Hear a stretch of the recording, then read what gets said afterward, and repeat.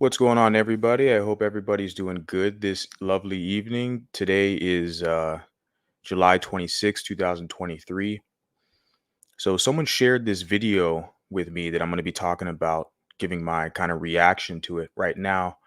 But just as a background, someone shared this video with me about a week ago or so, and I watched it and I found it to be very interesting, and definitely worthy of me talking about, bringing on this platform and giving my opinion on this. So let me pull it up as you guys can kind of see with the thumbnail. It has the gentleman there, Donahue, right? Who was like a popular television personality. I mean, I was a little kid. This is 1994, so I was a youngster then. I'm a 90s baby. But obviously, I know his platform was actually pretty big at that time. Remember, this is before the internet and all that stuff, guys. But he had a lot of discussions surrounding race and culture. I think I've covered actually one of his videos about the title of it was Mulattos Who Could Pass for White.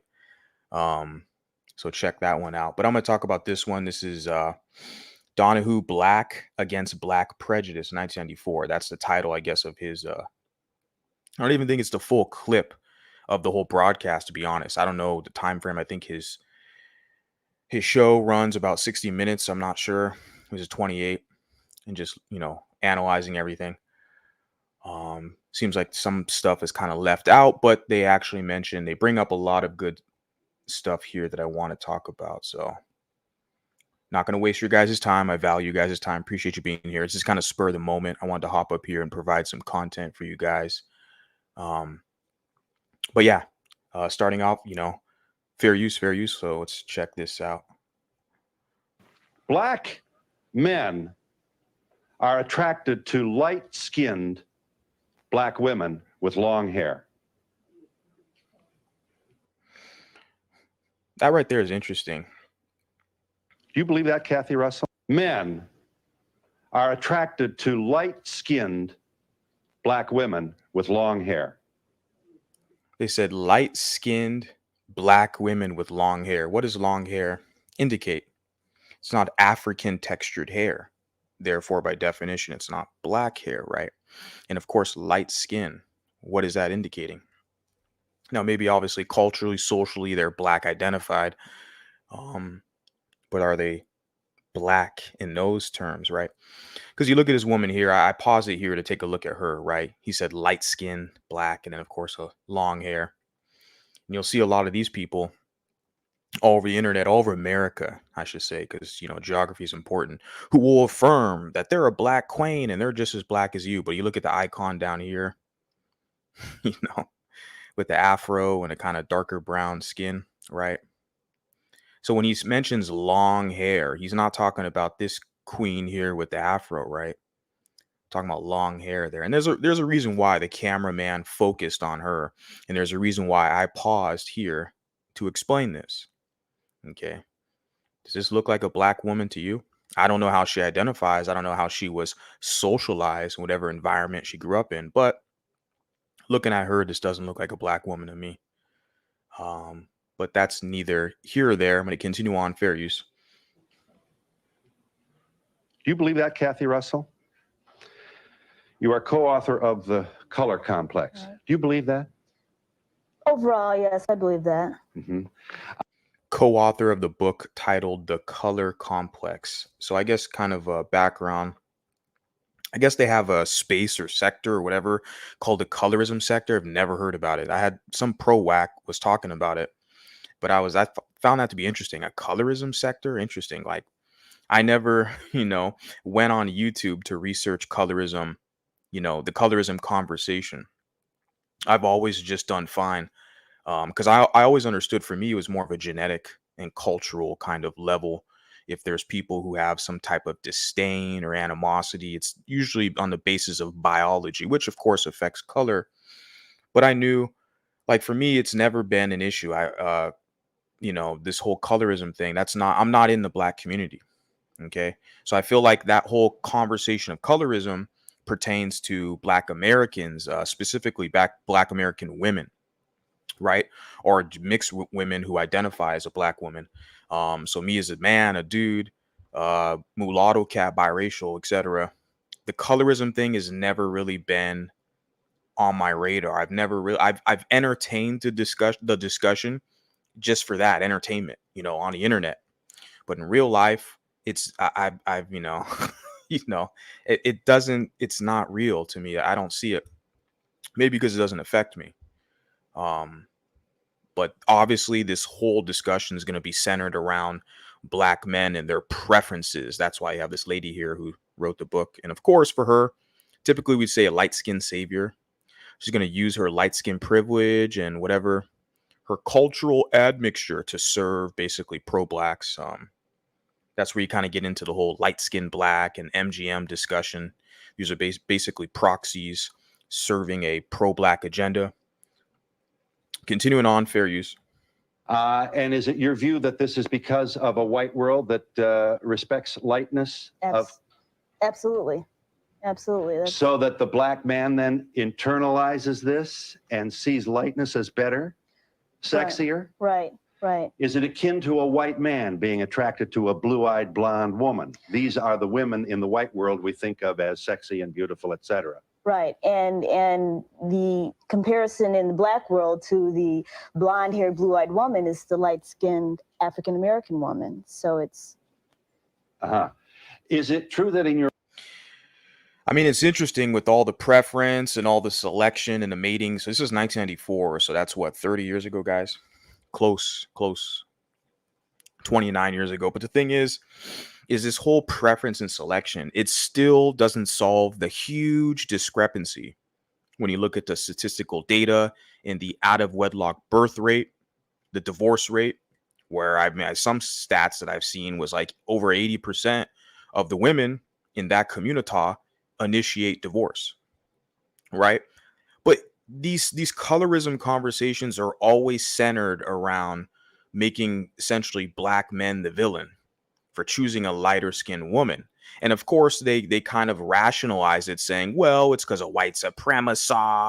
It's white supremacy in the system, to where it's so baffling. Even they're telling this man, the Donahue, that, him looking at a blonde haired, blue eyed woman is like, how is that colorism? That's their own group, right?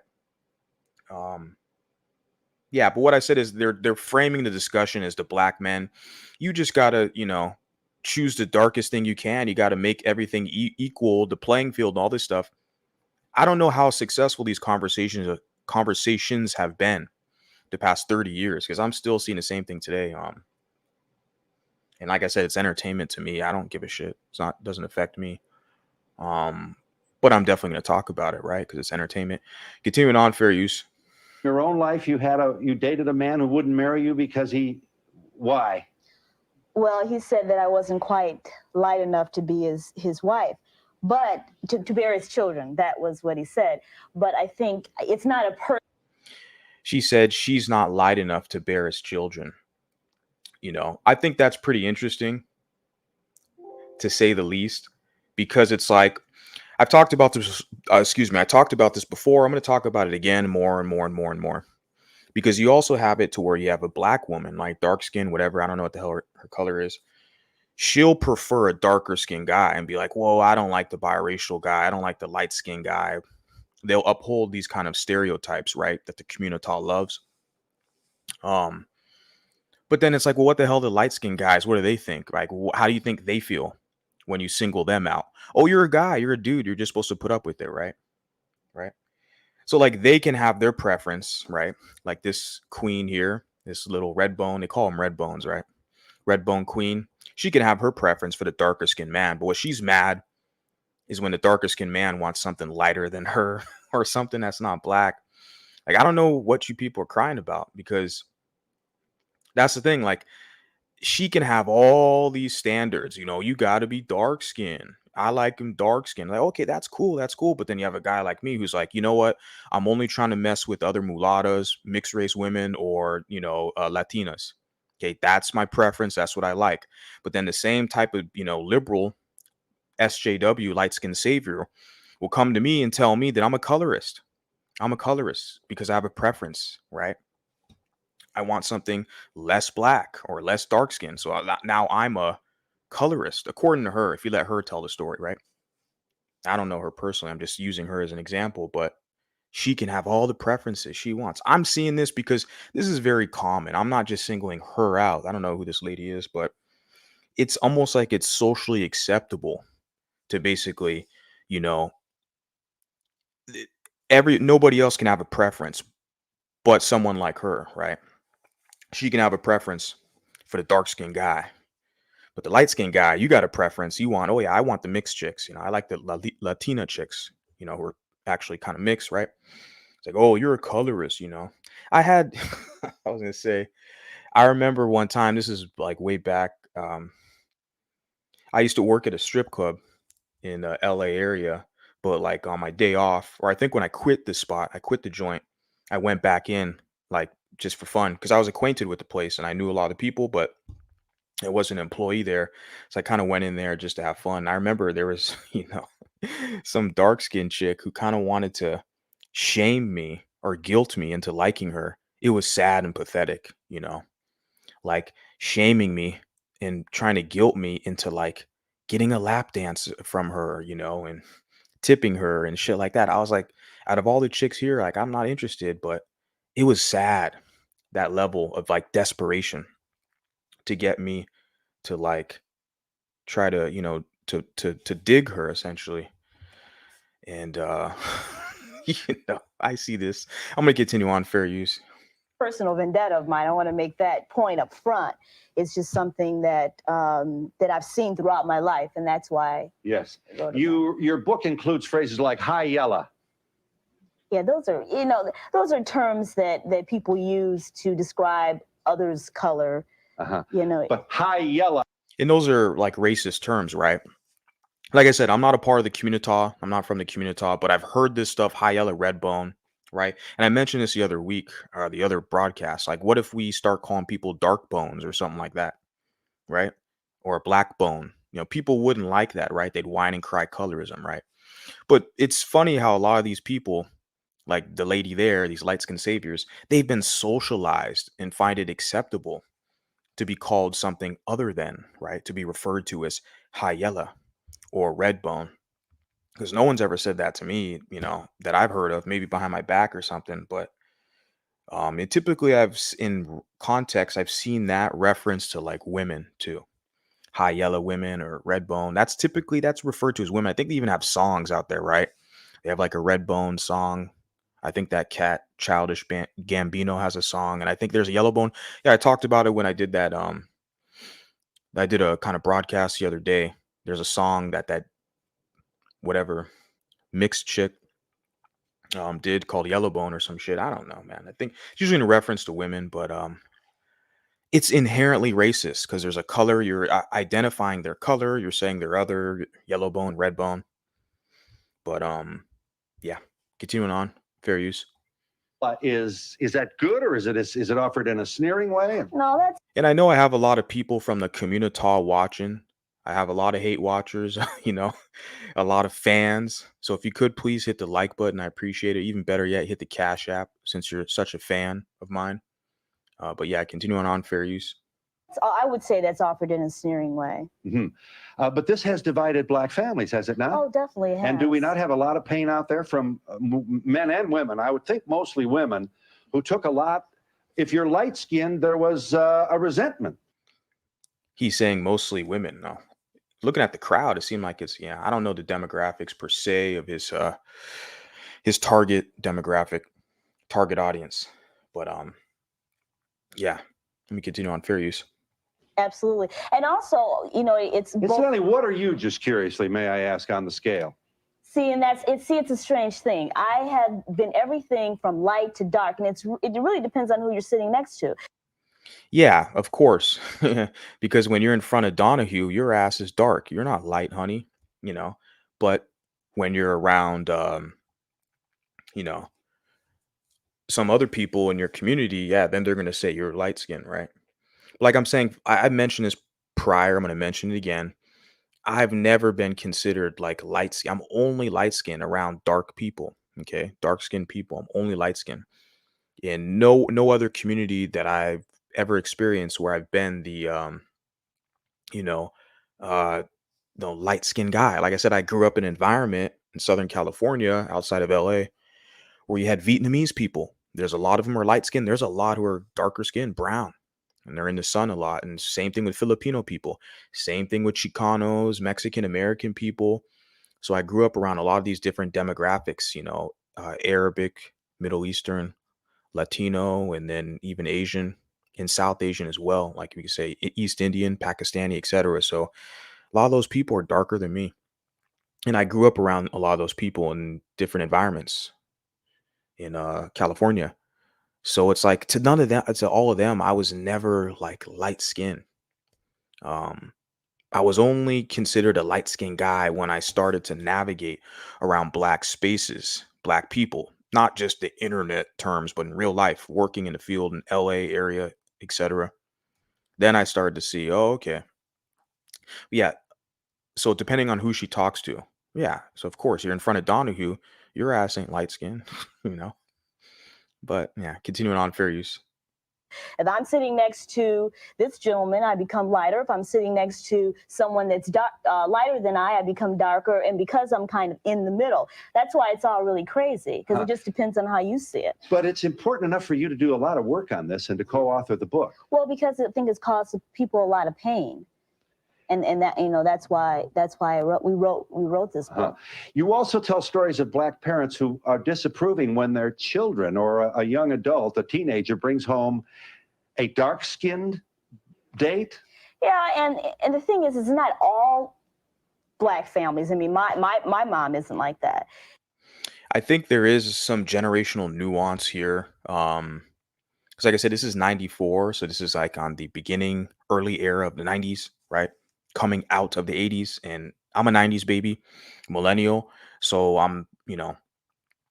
what I've heard a lot from people referencing that the 80s was this kind of heyday era for light-skinned people. They always reference DeBarge and then Al B. Sure. Those are some people they reference. It was cool to be light skinned in the community, right? Because you had your pick of the litter, etc. So that plays into it, that does play into it, the generational thing there. Because where she's saying that she's heard a lot of parents tell them don't bring home someone dark. It's almost like today, it's like a novelty. You bring someone home dark, it's like, I don't want to say it. Yeah, continuing on, fair use. It's just some that are like that. You sit next to your co-author, Midge Wilson. You likewise are responsible. Co-author. All right, the queen is going to take her direction under her master, her liberal SJW, short hair, okay, red flag, okay, and that she's very highly invested in the discussion of colorism. And of course, it's going to be gynocentric in nature, is what I've already stated. This whole discussion about colorism, because like I see, if you're a dark skinned man, you got to compete. If you're a man in general, you're light skinned. Like I said, I can't cry and bitch because some light skinned chick wants a darker skinned guy. Have fun, I can't cry and complain. I'm pointing out some of the kind of double standards I see, but that's not what this channel is all about. I'm not going to talk about it often at all. But as men, we have to compete. We have to find where we get advantages. We got to compete. So you're never going to find me co-authoring a book with someone to talk about colorism, how it affects me. If I see a problem, I get the fuck away from the problem. That's why, I'm not in the community like that. I'm just an outside observer, providing my analysis. But, God bless you if you're still stuck there struggling. But if you have some benefits or privileges, preferential treatment, yeah, for sure, take advantage of that. But what happens is they use kind of trickery and reverse psychology to make these light-skinned people what I call light-skinned saviors.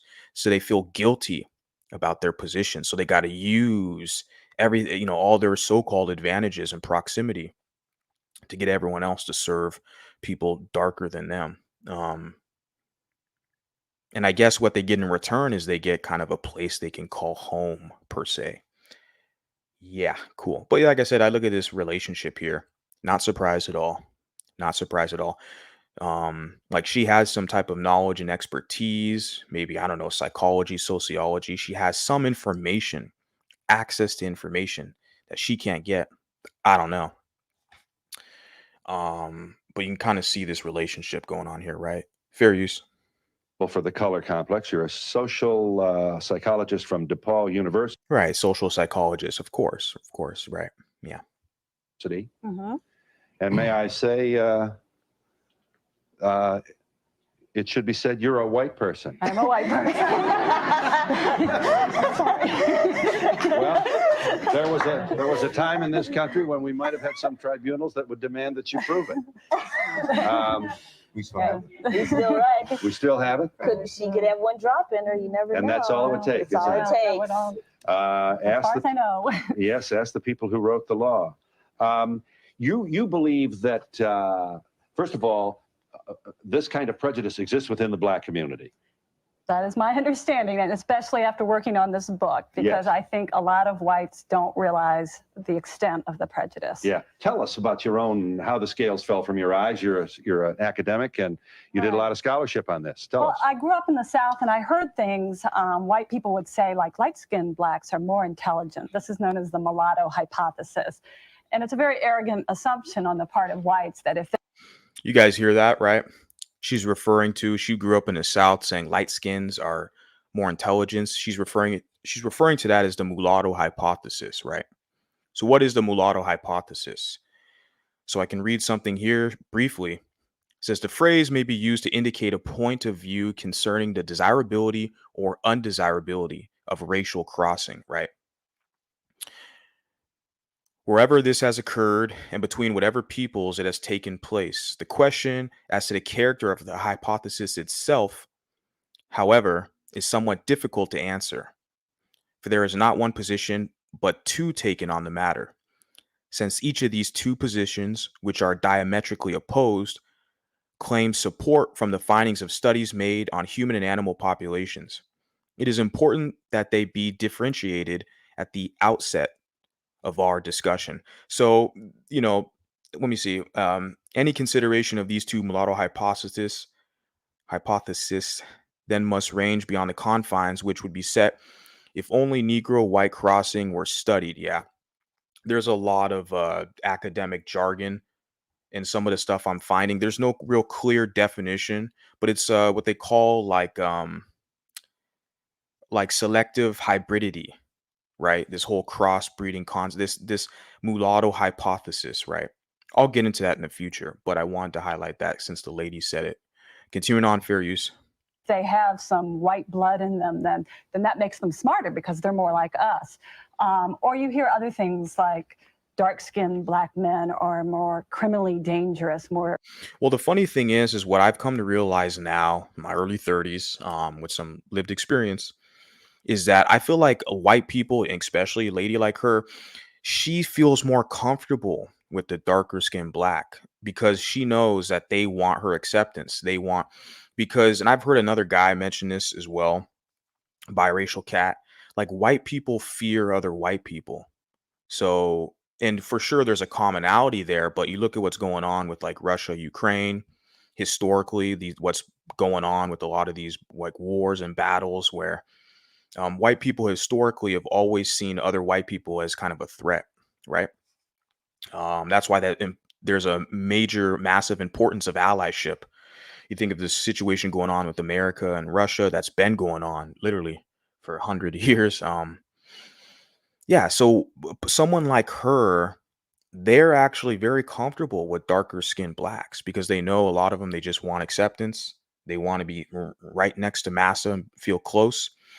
And even in my, reference works with one of the books that I was reading,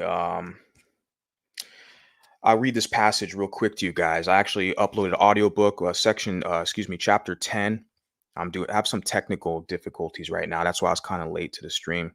But chapter 10, I'm going to upload that this soon. This is a narrative of the life of Frederick Douglass, right? Let me read a passage in the book for you guys real quick. So let me see, where can I start? She then, during the scruffle, I managed, I know not how, to get my pass out and, without being discovered, put it into fire. We were all now tied, and just as we were to leave for Easton Jail, Betsy Freeland, mother of William Freeland, came to the door with her hands full of biscuits and divided them between Henry and John. She then delivered herself of a speech to the following effect, addressing herself to me. She said, quote, "You devil, you yellow devil, it was you that put into the heads of Henry and John to run away. But for you, you long-legged mulatto devil, Henry nor John would never have thought of such a thing," unquote. So what I just read to you, this is in chapter 10 of the narrative of the life of Frederick Douglass, right? Where literally the wife of the plantation owner, started to yell at Frederick Douglass, calling him a mulatto devil because she believed he put it into the other slaves' heads to run away. So I wanted to, that's in chapter 10. I wanted to mention that to say that there's a historical context for this, that there's this fear that a lot of white people have towards mulatto people, right? Because they fear us because we're partially white, we're part of them. So our thinking capabilities, intellectual capacity, etc. And there's an element of fear there where she's trying to frame it that it's like, oh, well, they're more fearful of darker skinned people. I'm like, in 2023, I don't think so. I said a whole lot there, but I'm going to continue on and provide more commentary. Okay, fair use. Sexually driven. And there are all these crazy myths that exist in the white community about African Americans on the basis of their skin color. Just to stop you for a moment now, we have the proverbial. Even like more recently, there's a guy, content creator, not going to mention his name, but he even referenced an old preacher reverend where he was basically saying, if you want to get a black, get a dark black. He's like, don't get the mulatto because there's a fear there, right? Because we are closer to them, meaning whites, therefore we will be more of a challenge. So I have a couple people in the chat. Says everything is centered on dark-skinned people's sensitivities. If you're in those discussions where they dominate the microphone surrounding them, yes, for sure. Yeah, for sure. The sad part is, like I said, you have these light-skinned saviors. I mean, I'm kind of over it. Biracial, light-skinned saviors, whatever. I'm kind of over it. I'm like, whatever, have fun. But I will, observe it, point it out, and kind of laugh or create content out of it. But I definitely see, yeah, they give themselves, they make it their life's mission to basically be the pro-blackest people in the room. And a lot of these people, you look at them, you're like, really? Because the darker skinned people aren't even caping as hard as you right now. So, who's looking funny? What's up, Flash? Flash in the house. Continuing on, fair use. White person walking down the street at night, and coming the other way are black men. Right. Now the question is, who's going to flee to the other side of the street? Right. And in your hypothesis, if those black males are very black, the fleeing will take place with more urgency. With more rapidity. Yes. Because there is a perception that the darker the skin, the lower the class, the angrier. And this isn't true. There is a color class hierarchy in this country, but there's. In that whole, you said color class hierarchy in, quote, this country, that can be said about every country on the planet. I can't name one where that isn't apparent. I mean, we've heard about the caste system over in South Asia, right? East India, to be specific. I'd say around the planet, you definitely have that. I can't really speak with my knowledge as far as like in Africa specifically, because there's so many different countries and different tribal groups, and so that's a little more complex outside of my scope. But I think that could be said around the world. It's not just America. I mean, there's other places where that's apparent as well. Even like I said, South America, I've heard stories where a lot of these, heads of states and, business people, etc., who have a lot of opportunities, they are the lighter skinned people, right? So it's around the planet. So yeah.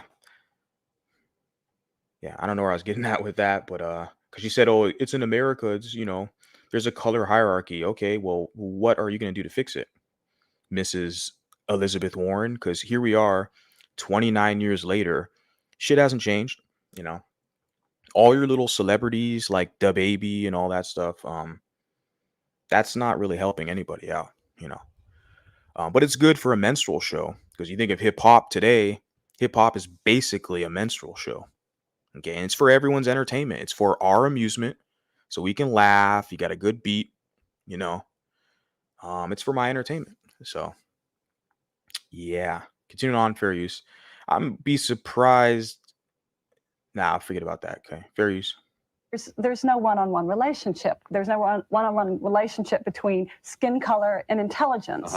And is it your view that but this is a very sad commentary. If we've got this kind, we have black people who are adopting the same kind of racist chemistry that has exploited them for so long by the white power structure. It's a clear case of trickle-down. Interesting how you mentioned that phrase, the white power structure.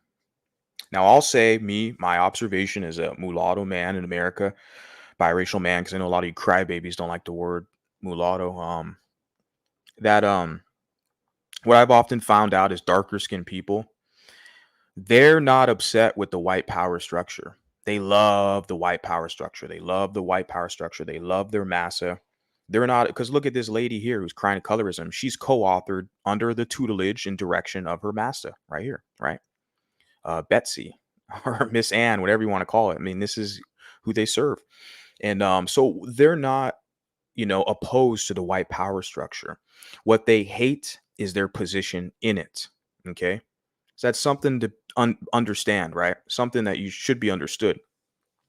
That they don't really rebel against the system. They whine and cry here and there and complain about colorism and all this crap. It's not the system they're against, right? Because they'll do anything for white approval. I don't need white approval. It's my birthright. I'm partially white, right? It's my family. So, but they'll do anything for white approval, and it's not the system they hate. They hate their position in it. That's something to understand, something to remember. So that's interesting how you mentioned the whole white power structure. Interesting. Yeah. But yeah, you got to get those ratings, got to get those numbers, and you want to kind of pander for that audience who's not outside working. They're sitting around watching TV, or watching YouTube, whatever the hell they're doing. So you got to pander to them. So it makes sense. Continuing on, fair use. On discrimination. And I think African Americans have been hesitant to talk about this issue. We don't want to air our dirty laundry, but they've got to, because whites play a role in perpetuating it, and whites have to look at what they do every day to keep this issue alive. And you see where all the guilt, and he's rubbing his nose. When Spike Lee, you see, because it's like what they call order out of chaos, controlled opposition. They both control. I mean, he was wiping his nose. He's getting the rate, or rubbing his nose, getting the ratings. He wants the views, And that lady, she's co-authoring the book. She's leading the discussion. And she has her, black next to her, who's just there as a prop. Well, she's going to get the royalties, the benefits of the literature and all this stuff. So, I mean, I'm amazed at this power dynamic and how they can take an issue that's kind of, and dominate the discussion, right? Here we are 29 years later, people still whining and crying about colorism in media, in Hollywood. Okay, we'll start your own damn, motion picture industry. You got one. Go over to Nollywood in Nigeria. Oh, but wait, Nigeria, that market, that's one of the largest markets, that country, where people buy mulatto soap and skin bleaching cream and what they call cake soap, right? That is a huge market there. Interesting. But you guys got a motion picture industry there.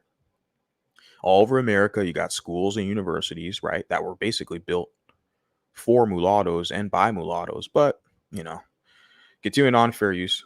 To keep this issue alive. And when Spike Lee made that comment, it was Spike Lee who said that black men go for light-skinned women with longer hair. And he also made the point that a lot of people, can we see it? He also made the point that a lot of blacks become very uncomfortable because he was saying that. Let me show you here. This was a, The word is excuse. this is School Days. She's talking about her hair. Nobody told you to stand in the hall either. Excuse me. That's better, Miss Thing. This is like 1980s-esque, right? That hairstyle and all this stuff, right? I don't know what this is from. Spike Lee joint. It's not real. Say what? And I can, just looking at her, I don't know what the hell her name is, but I seen her on the show Martin, which I'm never really been a fan of. But I grew up in the 90s and it was on TV a lot.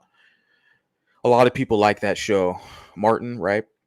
But I think, yeah, She's a Lady was, the lightest one on the show. That's shit that they got in their community, man. That was never an issue with me. I didn't see it. Like I said, my black family, they're all dark skinned. There's no light skinned people on that side of my family. But yeah, just looking at her, I remember people mentioned that Martin Lawrence is dark skinned. Here she is. And they kind of casted them together. And people were saying that show, kind of promoted that whole dynamic. Let me continue on, fair use. You heard. It ain't even real. You wish you had hair like this. Girl, you know you weren't even born with blue eyes. That's right. Blue contact lenses. They're just jealous. Right. Jealous. Rachel, I've been watching you look at Julian. You're not slick. If that was true, he wasn't much to look at. Kick the Danny. But what's interesting is dynamic where it's like one lady fighting for her respect and dignity, right? But she's like being ganged up on. There's like 3 or 4 of them yapping their trap, running their mouths, right? All standoffish. And it's just like her. I don't know who the hell these people are behind her, but clearly they're not backing her up. But I feel like this dynamic is obviously film. It plays out a lot in real life. I think a lot of people see that. Being ganged up on, being singled out because you different. You don't listen to Nipsey Hussle. That's modern times. I'm just laughing now because I had some guy on Facebook mention that. What does that have to do with anything? It's like, well, I was being sarcastic, but actually, no, not really. Nipsey Hussle is the king of the community. Don't you know? Let me continue on, fair use. Barbie doll. Hi, yellow heifer. Tar baby. Wanna be white, jigaboo. Well, there's the litany of dirty names to call people. If here's what that's from School Days, a film directed by Spike Lee. Here's what he said. Oh, School Days. Yeah, I don't know. Spike Lee. I don't know. Yeah, but you guys noticed that the whole kind of high yellow was used in like a negative context, right? High yellow. I've never called a chick high yellow or red bone, but you'll hear some of these community warriors refer to women as red boned or high yellow or some shit like that. But yeah, I'm just an outside observer, just collecting notes, gathering the data, and just seeing where it goes. Yeah, fair use. Whether black men admit it or not, they feel light-skinned women are more attractive than dark-skinned, and they'd rather see long hair than a short afro because that's closer to white women. That comes from being inundated with media from the time you're born that constantly fed you the white woman as the image of beauty. That's both conscious and unconscious, said Mr. Lee. But on the whole, talking to my friends and knowing men, I see that a premium is put on light-skinned sisters with long hair. All true, huh? All true. And it's bad because, Well, first of all, it penalizes persons. Now, from what I've heard, like I said, in this era, this is like coming out of the 80s. This is 94. Okay, so it's 90s now. But in that era, you'll hear many men who will say, well, that the dark-skinned women, the black women, they wanted lighter skin men, right? So it's like, I feel like that that part doesn't get talked about enough, right? Like I said earlier, as men, we have to compete.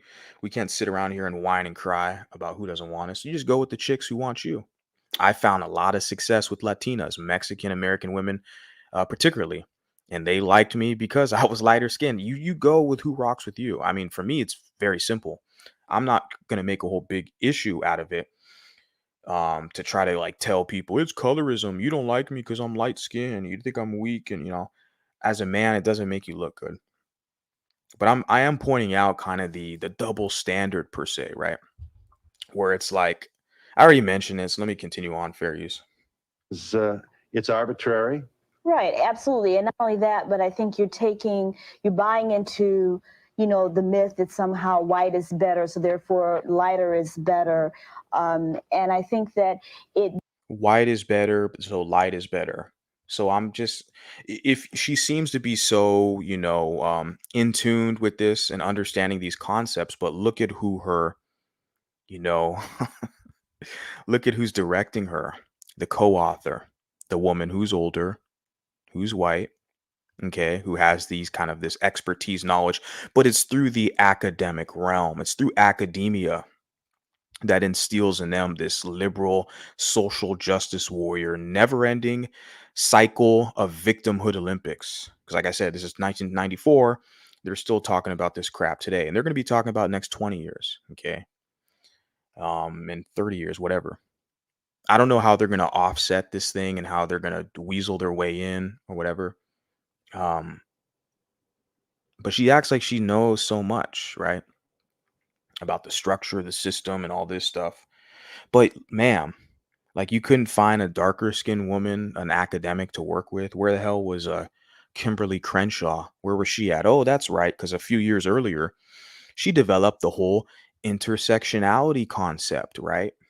And all the people who are colorism talking about colorism so bad and blah blah blah, they all push Kimberly Crenshaw's philosophy of intersectionality. It's all intertwined, and of course, it's gynocentric in its you know, you know, I just don't see men, talking about, the how bad colorism is. You got to compete. You got to compete. Yeah. Let me continue on. I guess Kimberly Crenshaw was busy doing something else. She already developed. I think intersectionality was developed in like '89 or something. But yeah, instead of getting a queen, a sister, she had to get herself a white woman, which I mean for her is probably that's getting closer to whiteness, right? So even inherently, she can talk about everybody else. Black men's preferences. Black men want the lighter skin women. And of course, Spike Lee, he's affirming that by saying all his brothers and friends, they want the light skinned women. But look at who's her paymaster, right?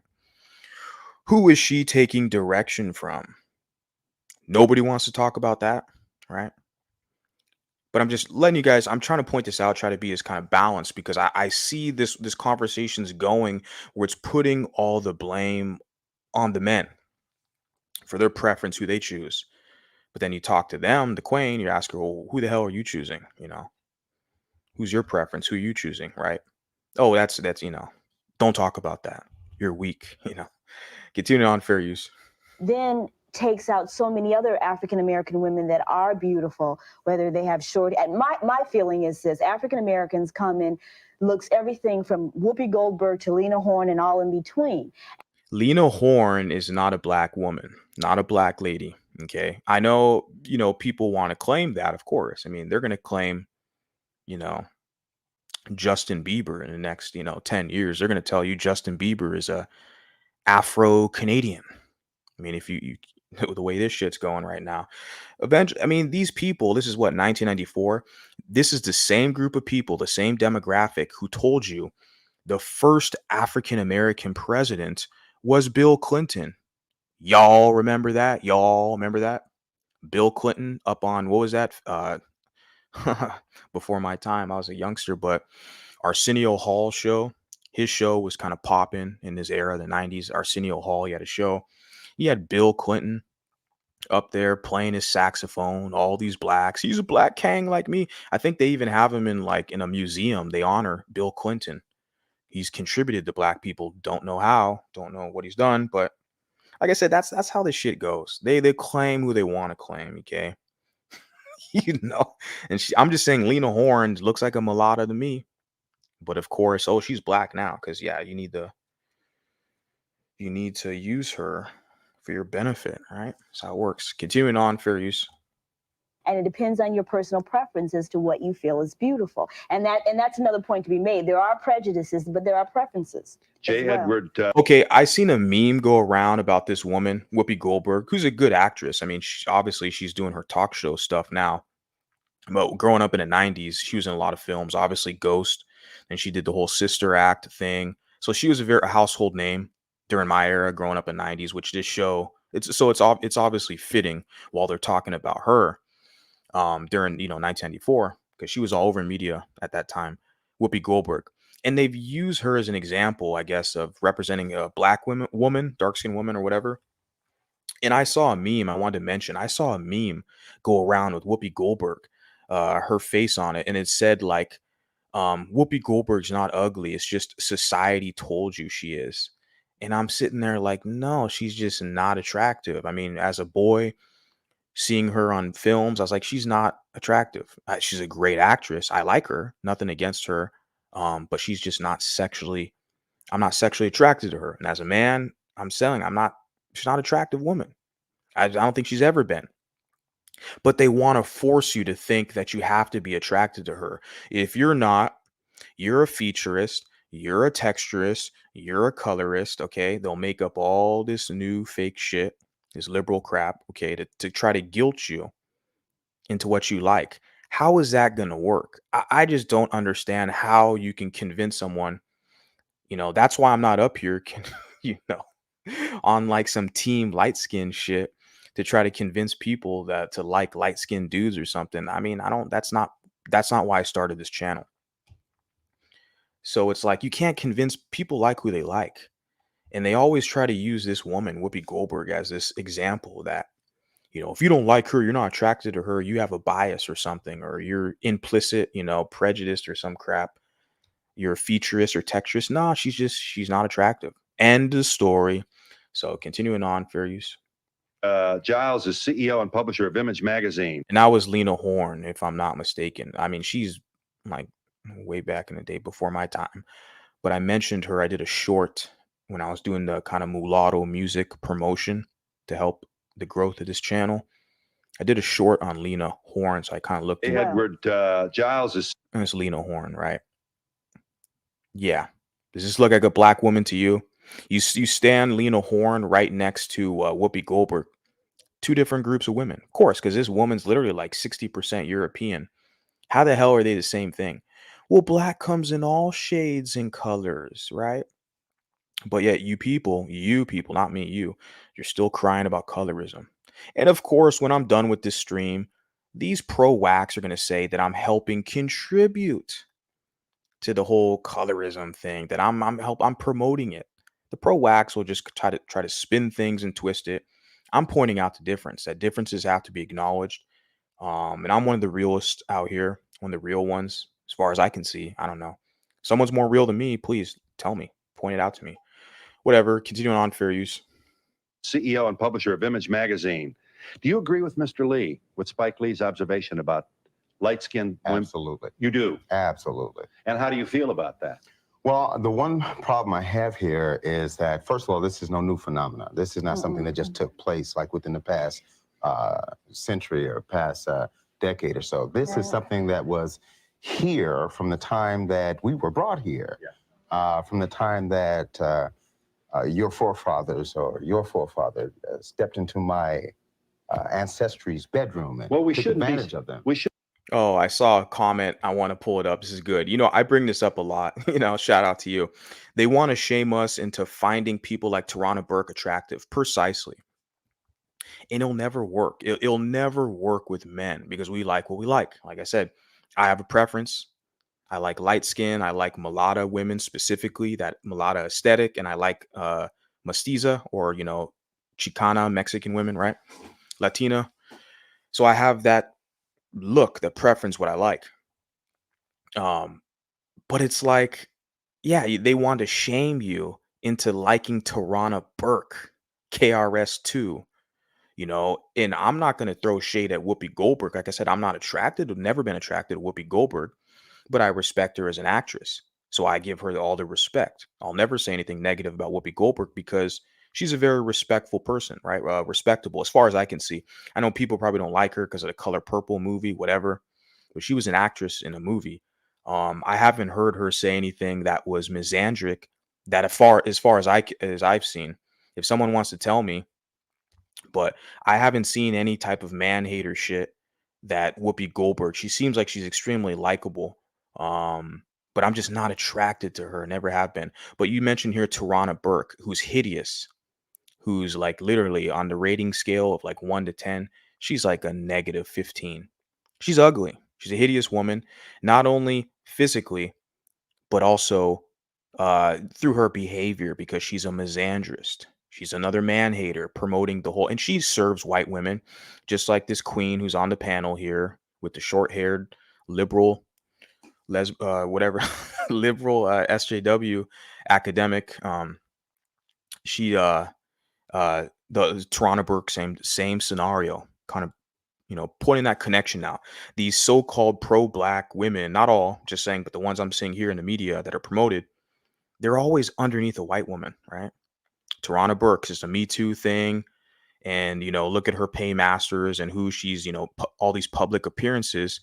You see people like, who's that actress lady on Charmed? Was it Alyssa Milano or one of these people?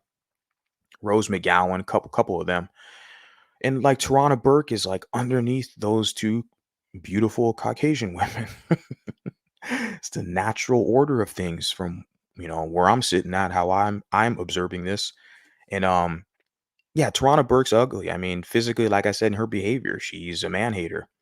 She's mad because she can't compete with other women out here. So of course they can't compete. What are they going to say? Colorism, texturism, featurism. I already pointed out someone like Lupita Nyong'o, she has no problem getting guys of any racial group, right? And she's dark skinned. And then people will say, so you can't say colorism when she gets, I think a lot of her partners were white guys or Caucasian guys, right? So they can't say colorism. Then they're going to say, oh, it's featurism. See, she doesn't have a big nose or something like that, so it's featurism. And then they'll say texture, the hair. So they just make up all this shit to continue on. Now they're trying to add in this element. It's so bad today, 2023. They're trying to tell you that if you don't want to pork a fat chick, that somehow you are fat phobic. Now, like right out of high school, as soon as I became an adult, yeah, I mean, you know, I had a couple of BBWs. I could publicly admit it. I'm not ashamed. Those aren't the chicks that I go for, but yeah, for sure, I've smashed, you know, a few. But like I said today, they'll try to shame you and say you're fat phobic. I'm not. No one's scared of your fat ass. Just you lack discipline. Okay, and and trust me, I work out every day. I'm trying to get in the best shape that I can, and we all can. It's called accountability, right? And of course, being fat, it shows a lack of discipline, and it's not attractive to other people. People who work their ass off, who work out an hour, 2 hours a day, they're not going to find someone who never works out any time of the day to be as desirable. So you have that, and then you get into this whole wacky shit of 2023. Here we are with this whole trans thing. They're literally going to tell you as a straight man, if you don't want a dude pretending to be a woman with whatever surgery they have, okay, then you're like transphobic, right? They only play these games on straight men and what straight men prefer and what they like. You see, they want to try to twist things, and like you pointed out here, is shame you. Because that's all they can do, right? Is shame you. They have no influence to do anything else, right?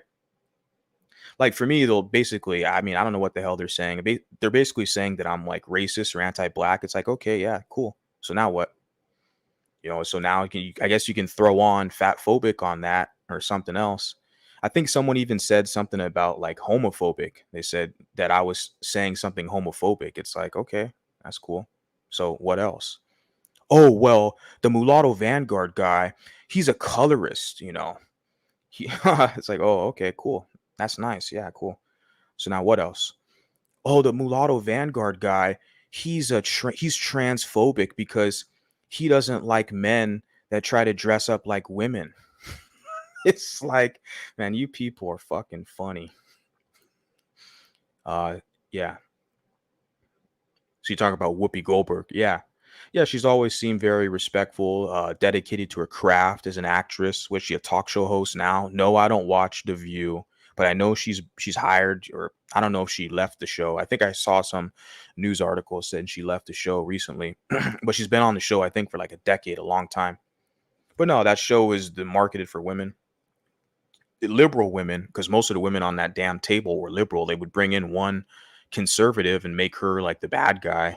That's kind of the whole format of that show. The View was a bunch of liberal hens trying to bully on one conservative woman. You know, no, I didn't watch that crap, but I know Whoopi is on it. But yeah, she's always had my respect. I never seen anything where Whoopi was talking crap about men generally. So we, as you know, as men, we have to acknowledge that these ladies and, you know, respect them and defend their honor, right? Because you got too many idiots out here who think they can run their mouth and that think that we're not going to say anything. So it says worst looking women I can think of. Yeah, Tarana Burke. Yeah, KRS2. Yeah, man, I wonder what they'll try to normalize and shove down our throats in the future. I mean, it's already at the point, like I said, you see, it can't get any worse now, where they're telling you as a man that you got to be attracted to a man who's trying to pretend to be a woman. If you're not attracted to that, then you're phobic. You're scared. I'm not fucking scared of you. I'm not into that, man. There's people who are, go talk to them. But see, it's almost like a fetish. They want to kind of taint a straight person, a heterosexual person. They want to kind of, what do they call, there's a term they have, there's a certain nomenclature. They like switch or some shit. I don't know. It's like they want to purposely try to go after the straight guy. I've seen a video a while back on some talk show, probably Dr. Phil or something, where this gay guy admitted that what he really excited him was like tricking a straight guy or getting a straight guy to turn gay. Well, if the guy was straight and he's gay. I mean, you're not going to turn me. But it seems like those type of people, they have an obsession with straight people. I mean, I don't know, man. They're always going to be crying because there's a lot of us who are not playing that. So let me continue on, fair use. Shouldn't be surprised when you consider how your life would change if some white guy a powerful white man could prove you had a drop of Negro blood. That certainly altered your life. Phil, it's a very interesting point because I'm not so certain that you're all white. I'm not. I'm sure I'm not. You know what I'm saying? I'm sure I'm not. Who knows? Now, this is just getting into stupid territory. I'm not sure you're all white. You got a drop of black blood, so you invited to the cookout. Oh no, but not the mulatto, because see, I'm scared because Massa's gonna like you a little better than me, you know. So, I mean, I know Massa trusts me because he knows I'm a good boy, and I'll just smile and just entertain Massa so I can be in his good position. But you know, let me continue on, fair use.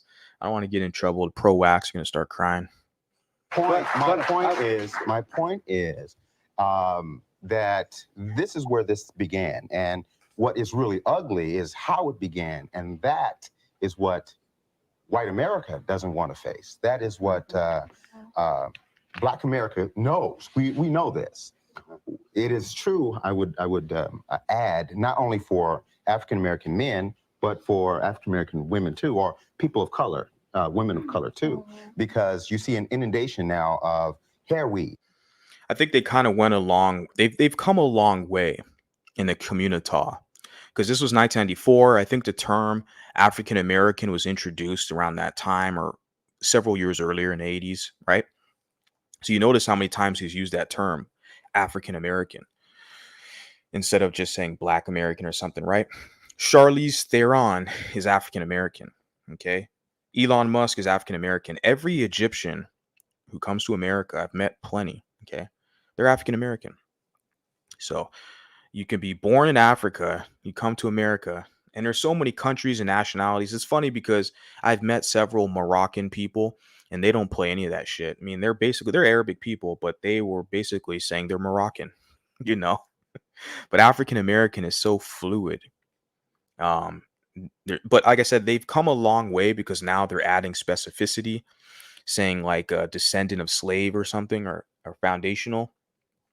So they have come a long way. Um, but then it gets kind of really tricky when you have some of these like real goofy people who talk about they're indigenous to the land, you know, that they're God's children. They're the people of God. Okay, that's fine. Well, you know, God must love you then, I guess, since seems like you're doing so great out here. And but yeah, they come a long way. And then, like I said, he mentioned people of color, right? You guys hear that? People of color. Does that mean black? Like it just means someone who's not white.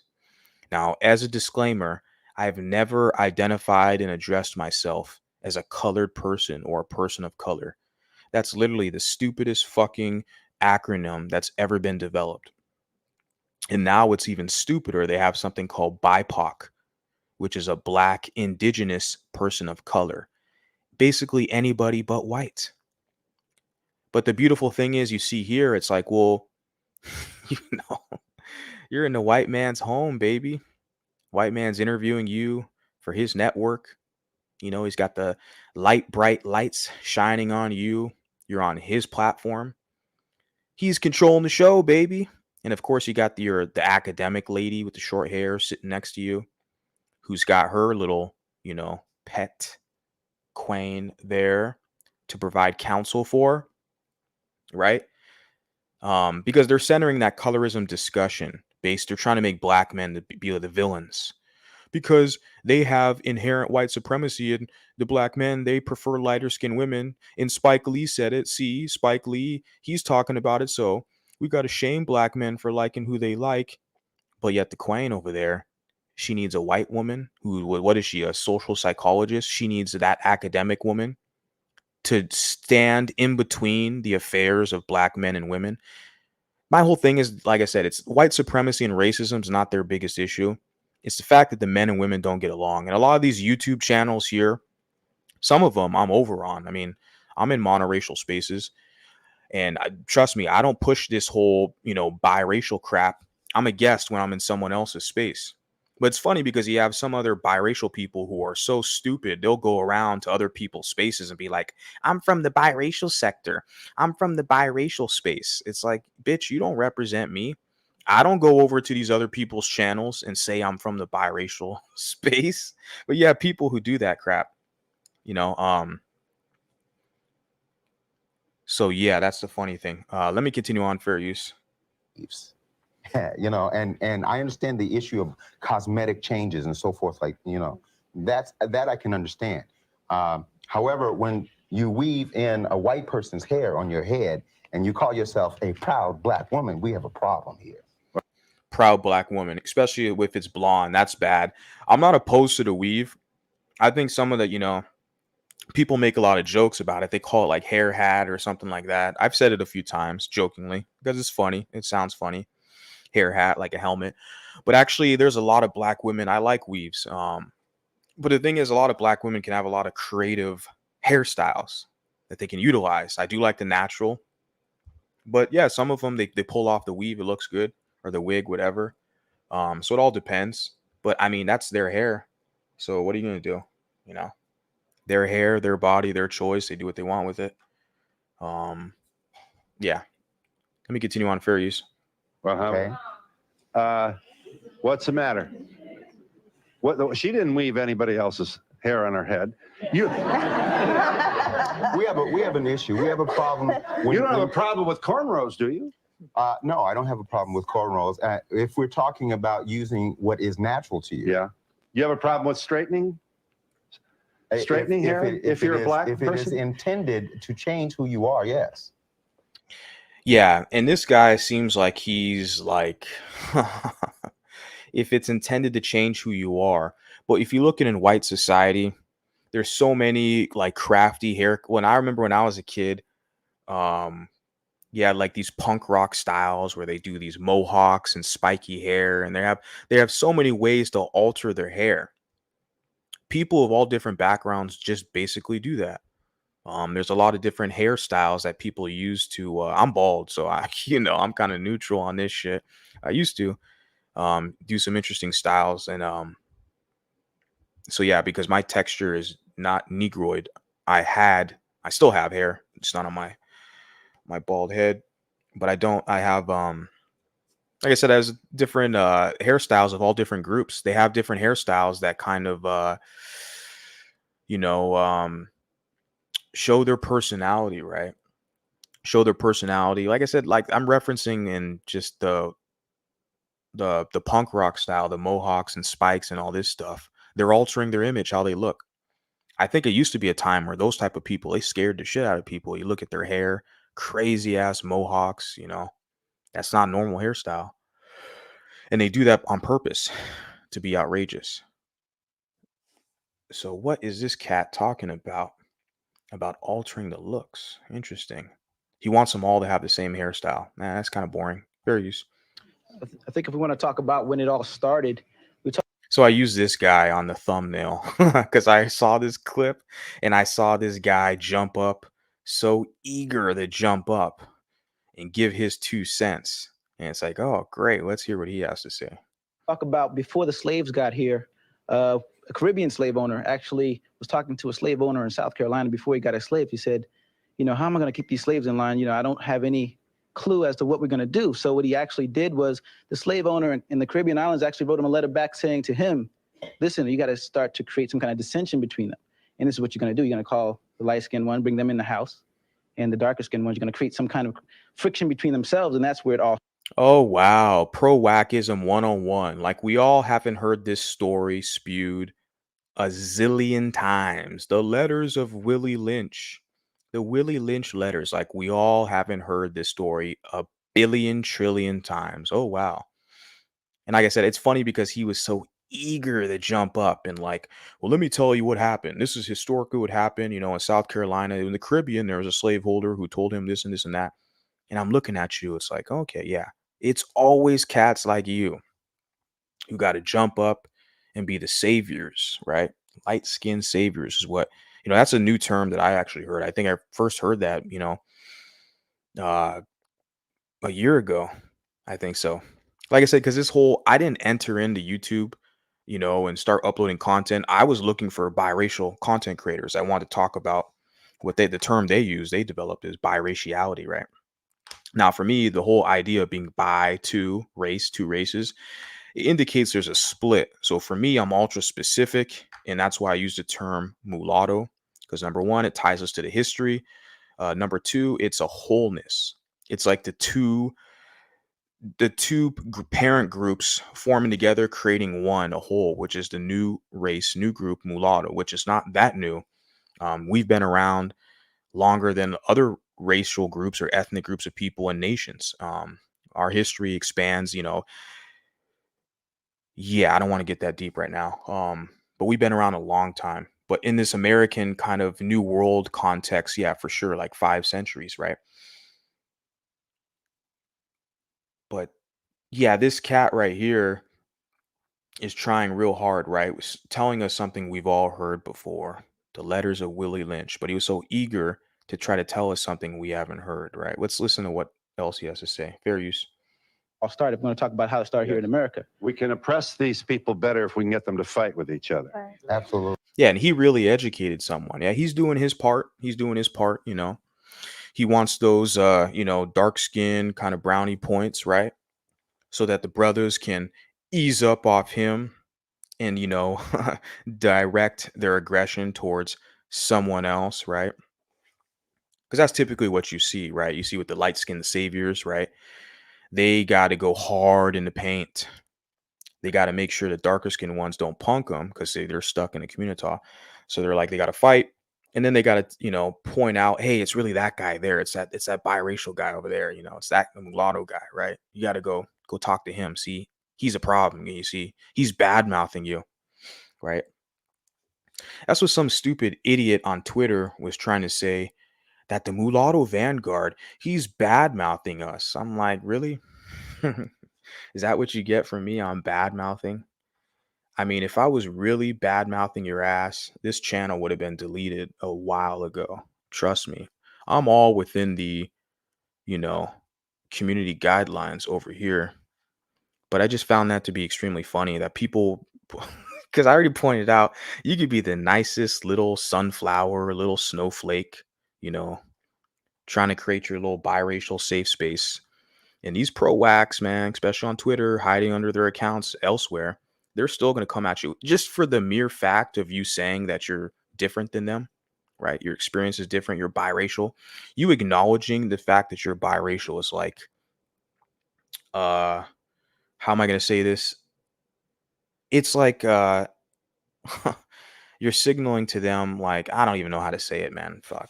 I got off work, I hopped up here, and now I'm here talking to all you guys. Impromptu, live. Just acknowledging the fact that you're biracial is like threatening to a lot of them. Like, oh wait, you're not going to identify with us? You're not begging for my acceptance? That's a threat. So you can be the nicest person. You don't use any slurs or negative remarks. They'll still tell your ass you're anti-black. So that's why I laughed at the beginning. I was like, what the hell is the point? They're still going to whine and cry about me. But freedom of speech is essential. I'm in America, okay, and this is how we do things over here. But this cat here, the light-skinned savior, see, that's why I've never dug the whole putting together in a space the biracial who have like a white parent or whatever, and then like the light skin. I'm like, okay, you guys, hey, have fun over there. But for me, what I'm doing, I was like, psh, anyone could tune in and kick it in the chat and whatever. But I'm sitting there like, I know I'm going to hurt some of your feelings, okay? Because I'm pointing this out where you have cats like this who want to get brownie points by darker skinned guys because they want the darker skinned guys to get up off his back, right? So he's going to redirect. I already said this. I'm reiterating. He's going to redirect that frustration and he's going to convince the darker skinned guy to redirect his frustration and animosity towards him. Oh, go to that biracial over there. See him? He's the problem. Don't check me. Don't punk me. It's that biracial. Just pointing this out, and I see this, and I've been seeing it for a minute, and I'm going to see it more. But the more I, point it out, the more the public, the audience, they can start to see, oh, okay, I've seen that too. It plays out in various different ways. It plays out in the school. It plays out in the workplace. It plays out on social media. You see it all over the place. It plays out a lot. It's something to, take into notice. When I say light skin, I'm also including this whole made up fabricated category they call MGM, because that's still black identified, pro-black. And so, like I said, they want to be in good favor towards darker skinned people. So they have to point towards the problematic biracials, right? But this is, let me continue on, fair use. And isolate them. Before we break here, Muhammad Nasihu Ali is a writer and musician. And are you born in Ghana? Yes, I was born in Ghana. You came to the United States in 1988. 1988. So your early life and adolescence and young manhood was in Africa. Back home in Africa. And you came here and you said, among other things, first of all, Africans prefer to marry and date lighter-skinned Africans. Is that so? Yeah, that's very true. I mean, Same. And where he comes from, which I've been to, Ghana, there ain't that many of them over there. It's funny because they stick out like they really stick out. If you're light skinned, if you're light skinned, you stick out. Like I said, someone like a Chris Brown, if he goes to Ghana, this man's homeland, Chris Brown's a white man out over there, right? They'll see someone like Beyonce and say, oh, she's white. Your ass ain't Ghanaian. You're not African. You're not black. That's the funny thing. You'll get one dropped into whiteness, okay, over there quickly. Depending on a nation, of course, but my reference is Ghana. So he said like a lot of the men over there prefer lighter skinned women, but I'm like, well, there's not a large supply of them over there. So yeah, it's funny. I want to mention this because when I went to Ghana, it was in Kumasi. It was in the town Kumasi, which is my favorite part because that's the Ashanti region. And you just see the people, they have a pride in their culture, their identity. They know who they are. And most people there are nice. The hospitality was on fleek. just amazing reception that I received from people there. And like I checked into the hotel. They had a gym there. I was walking over to the gym, and they have a guy there who's like, kind of a personal trainer, but he was like a taxi cab driver because a lot of people hustle there. They have multiple jobs, right? So you have some people who are like merchants or selling, jewelry or dashikis, whatever, selling merchandise, but they're also personal trainers. They're also taxi drivers. They're also photographers. So it's a very like hustle culture, I guess you can say, where people have multiple jobs. So this one guy was, I guess, like I said, personal trainer. I was going in to do my workout at the hotel, and this man walked up to me. Yeah, his complexion, and he walked up to me. The first thing he said to me was like, "Hey, man, I want a white woman." Like, I don't recall the way he phrased it, but he basically like didn't even introduce himself like by his name. And hey, well, he said hey, like he greeted me formally.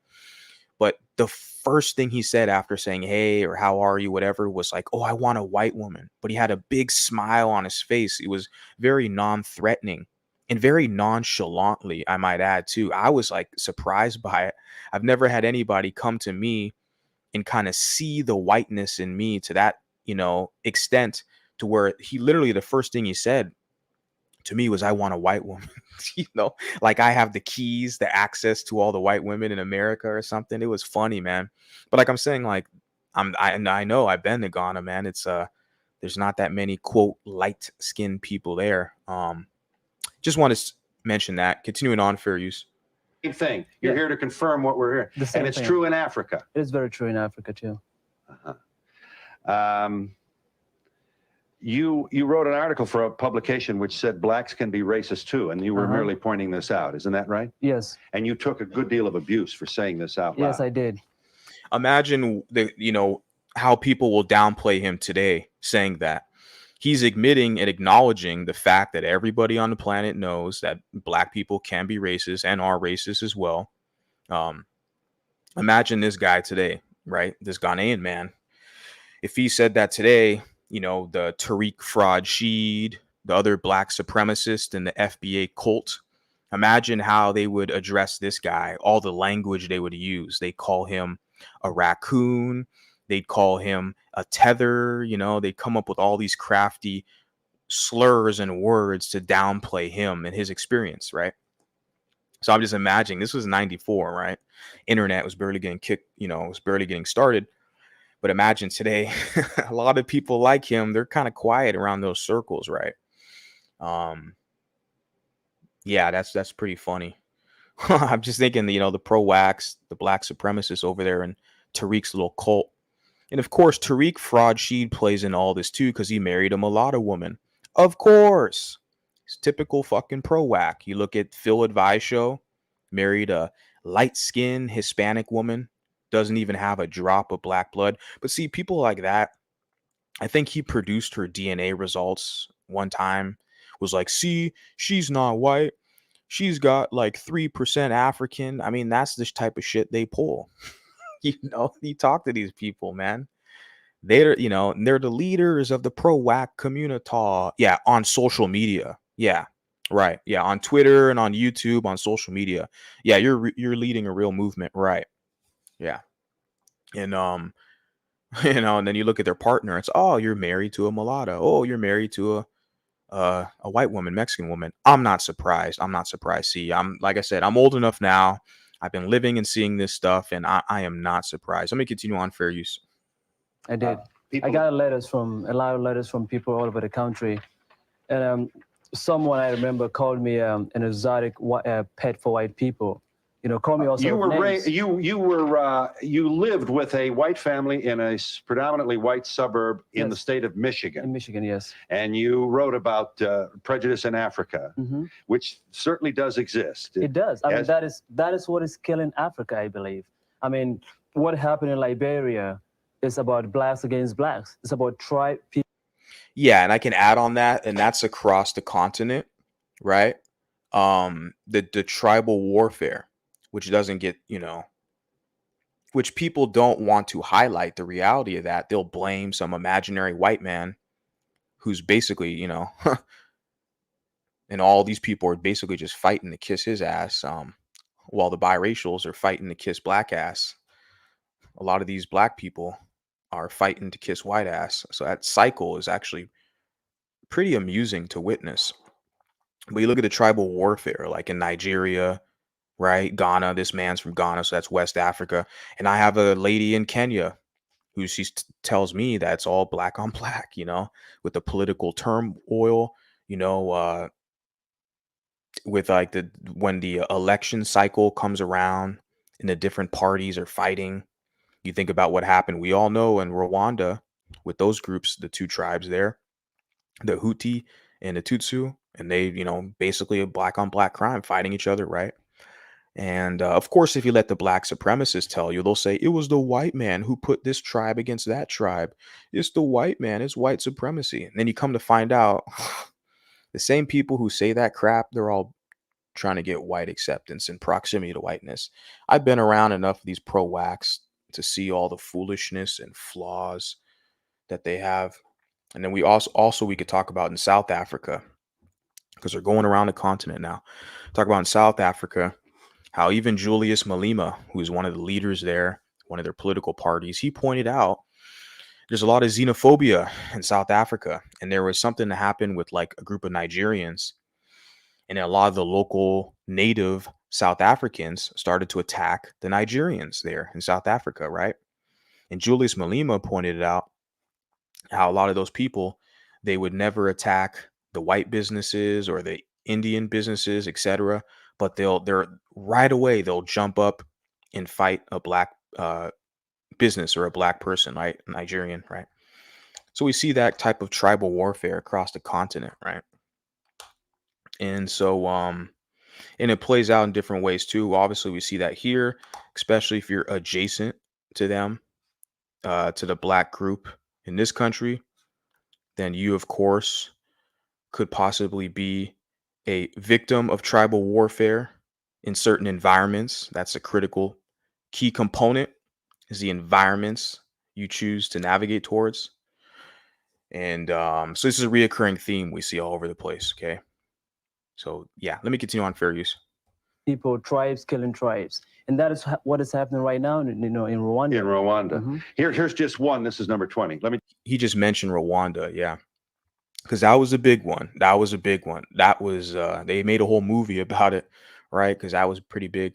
But they have, like, in Nigeria, they have, like, what's it called? Boko Haram, which is like a group. And it's like, yeah, man, they're all over the damn place. In like Somalia, where I grew up at, they had a large, contingent of Somalian people, refugees. They were all like refugee status because they had a fucking war in their country. And a lot of the people fled. They fled Somalia, went to Kenya, refugee status, and a lot of them, they moved. America brought in a ton of them. I don't know the numbers, the population, but in California, where I'm from, they have a lot. They have communities, actually, in San Diego and also LA and Orange County. So they have a lot of Somalian people there. And they're basically from from the refugees from war. And that was all black on black, right? It wasn't this mythical, magical white man that the pro-wax want you to be scared of going in there. These were just black people fighting each other, right? For their white masses' approval, I might add. I see some comments here, so I want to check this out. So this cat, this screen name, damn. I'd love to visit Africa one day. The only country I visited was Switzerland to see my dad's side of the family. That's what's up. Yeah, I've seen some pictures of Switzerland. It's very beautiful. I plan on traveling to Western Europe pretty soon. I'm just gotta, organize the itinerary and everything. But Switzerland's not on my list this time around. But one day I would. I've talked to people who've been to Switzerland. Very beautiful nature and stuff like that. But it's like a neutral nation in Europe, right? Yeah, Africans don't play into delusional blackness is so diverse. Yeah. Okay, continuing on fair use. This is one letter you got. These whites would be, I assume this is from a black reader. These whites would be terrified at living in a black neighborhood, but they would invite an African student to live in their house as a kind of hypocritical show of liberalism. Subconsciously, the white family you lived with probably saw you as some exotic. You guys see that? Okay, let me read this because he already read it. These whites would be terrified at living in a black neighborhood, but they would invite an African student to live in their house as a kind of hypocritical show of liberalism. Subconsciously, the white family you lived with probably saw you as a some exotic pet. Now, we're at 1236. I would say the same relation there is what I'm seeing with this woman here. And where's that? There we go. This is the same exact relation. But see, they're both on the good side of the political spectrum. They're both little liberal social justice warriors, right? Talking about colorism and how colorism it negatively affects the black queen, and it's the black man's fault because he wants something lighter. So they're going to write books and they're going to go on talk shows and talk about how it's the black man's fault, right? Do you not think this woman here looks at her as an exotic pet? I mean, do you not think that this is what it is? Because when I first saw this, I'm looking at it like, you know, do I have to say it? Or do we don't understand? Do we not see the relationship here? Like, she's so happy that every day she wakes up, her massa's smiling at her. Oh, thank you, Miss Anne. Thank you. Yeah. Do we not see what's going on here? But see, as long as your philosophies are in line with the victimhood oppression Olympics, you're good. You could break all the rules that the community establishes. You're good. But when you're a cat like this, um, this cat here, the Ghanaian cat, yeah. When you're a cat like this who see the environment, he grew up in a different environment, different rules, different regulations, different experience. And white people took him in. He was at the dinner table, kind of socialized differently. Well, he's the bad guy now. He's like, oh, those white people didn't love you. They saw you as an exotic pet. I'm looking at the community queen with her little, humanities degree with her professor there. I'm like, well, looks like it's the similar arrangement to me. If you think if you think my assessment is inaccurate, please do tell me, because that's basically all it is with this whole liberalism, intersectionality, social justice warrior. They could break the rules, right, to fit their pro-whack agenda, but you voted Republican, so sorry, I'm just joking, guys. Let me continue on fair use. Call me also. You subconsciously, the white family you lived with probably saw you as some exotic pet. You see, I do not believe in that at all. This young man's point about getting the poor people to fight with each other is made in this other letter to you, Muhammad. The hypocritical whites who invite Africans into their house also have the evil practice of advising Africans not to associate with African Americans, the usual divide and conquer play. You see, what bothers me a lot here is all blacks from Africa and then here in America, we always tend to say they made us. They are dividing us so that we could fight. Right. Yeah, there's no accountability in the community. See, I'm telling you, I run off a lot of people, okay? The weak bitches, I'm like, hey, go cry somewhere else, okay? Go grift for your dollars somewhere else, okay? So, because I hold people accountable over here on this platform. I might actually rename the channel to the some type of accountability network, but I hold people accountable. Okay. I hold these liberal social justice warriors. I hold the pro-wax. I hold a lot of people accountable. As this thing grows, as the production value increases, as I become a better content creator, I've only been a content creator for a year. I will start to expand in that field. But I hold people accountable. And what you see with a lot of these type of people in the kind of oppression Olympics, right? Competing in the oppression Olympics, they have a hard time holding themselves accountable. Okay. So it's always someone else's fault. It's that imaginary white man whose butt they're trying to kiss. They'll still blame him for their problems and ills, right? Social pathologies, right? No accountability. It's always someone else's fault. See, where I came in, where I started to check, I took a step back, like I said, a few years ago, is I realized a lot of these people, their rhetoric was getting a little too hostile. Because then they started to point the finger at biracials, mixed race people, right? Mulattos. I was like, oh, this is where we're going now, And I read an article the other day right? I shared with you guys that was published this year in April, where it's similar language that I've been seeing the past, several years, where it's this mulattoes' intentions are not pure. They're trying to erase darker skinned people. So there's a lot of people through their media channels and networks, whatever, if it's film, print, YouTube, whatever, Twitter, they're spreading this type of disinformation. They're competing with mulattoes for white masses approval, but they're spreading disinformation to make it seem like the mulatto is a bad guy or he's evil or something like that, right? And this crap has been going on for far too long. We have to call people out in their accountability.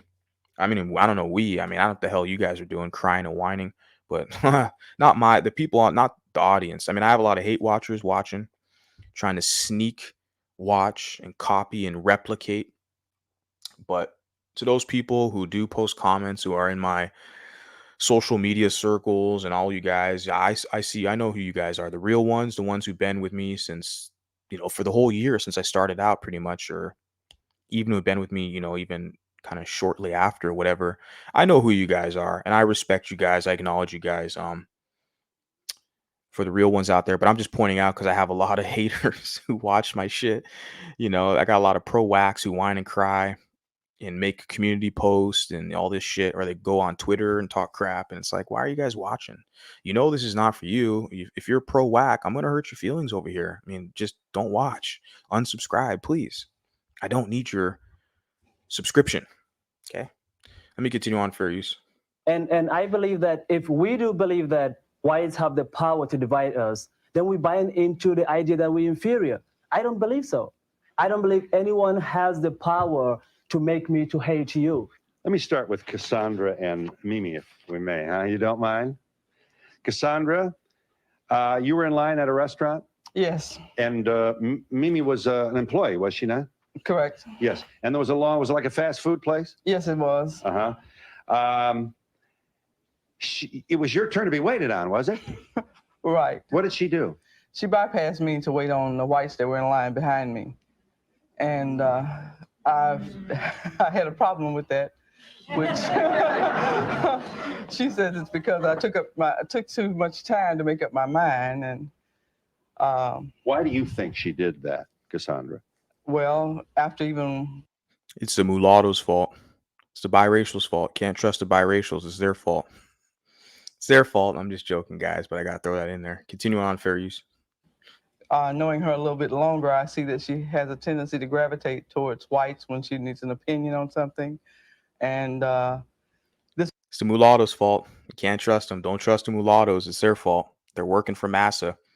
They're agents. They're secret agents. They're going to give massa all the secret information that the pro-wax have developed, like how to do the nice quick dance move and how to rap and sing some Nipsey Hussle lyrics. They're gonna tell that they're secret agents. They're gonna tell the whites what the pro-wax are doing now. They're they're coming up with their new little hip hop dance move or something. You know what I'm saying? They're gonna go have this little community club building or something. I don't know. I'm just joking, guys. Continue on, fair use.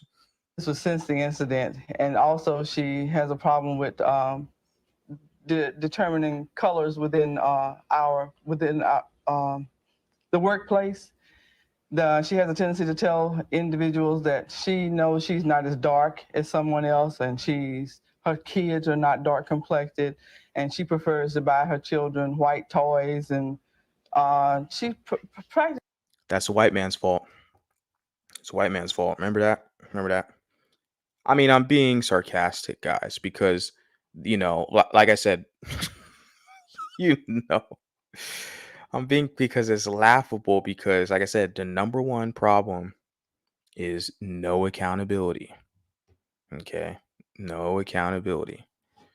I just love now I got to find out how to market it, but something where it's like, how can we blame this on the mulatto? Let's find a way to blame this make this the mulatto's fault. Let's be suspicious of the mulatto. We got to find a way. There's got to be some angle here somewhere I can just point it and say, it's the biracial's fault.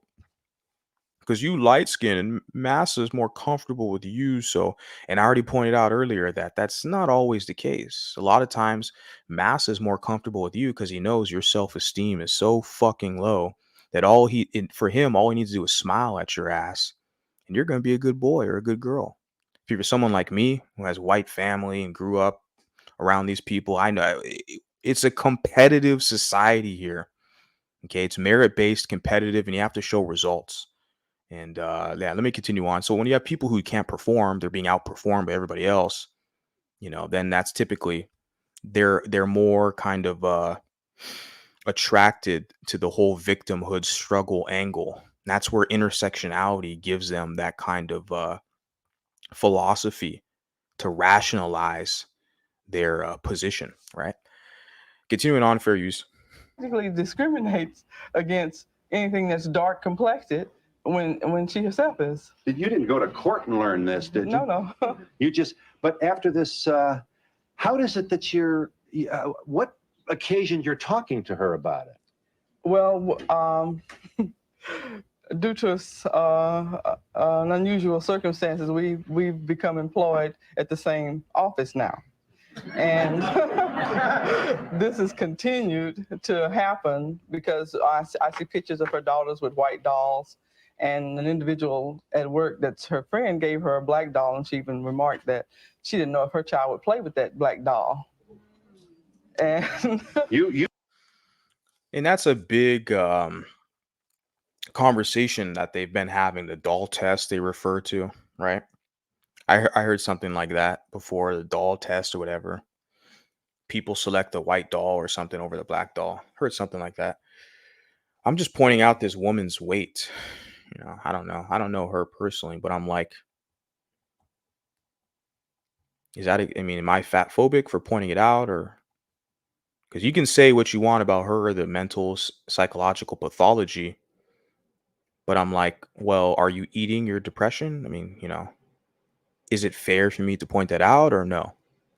It's an off subject, because you can't sit here and presume to have the moral high ground when you yourself kind of lack this discipline and also the health for your family, etc. Right? Because you see that with a lot of these liberal types like Stacey Abrams, right? Brittany Cooper. You got these, overweight liberal black women who want to point out the evils of all the men and everyone else in society, right? But they can't manage their weight. Why? Let me continue on, fair use. You do, Mimi, you do wait on white people first. No, it depends.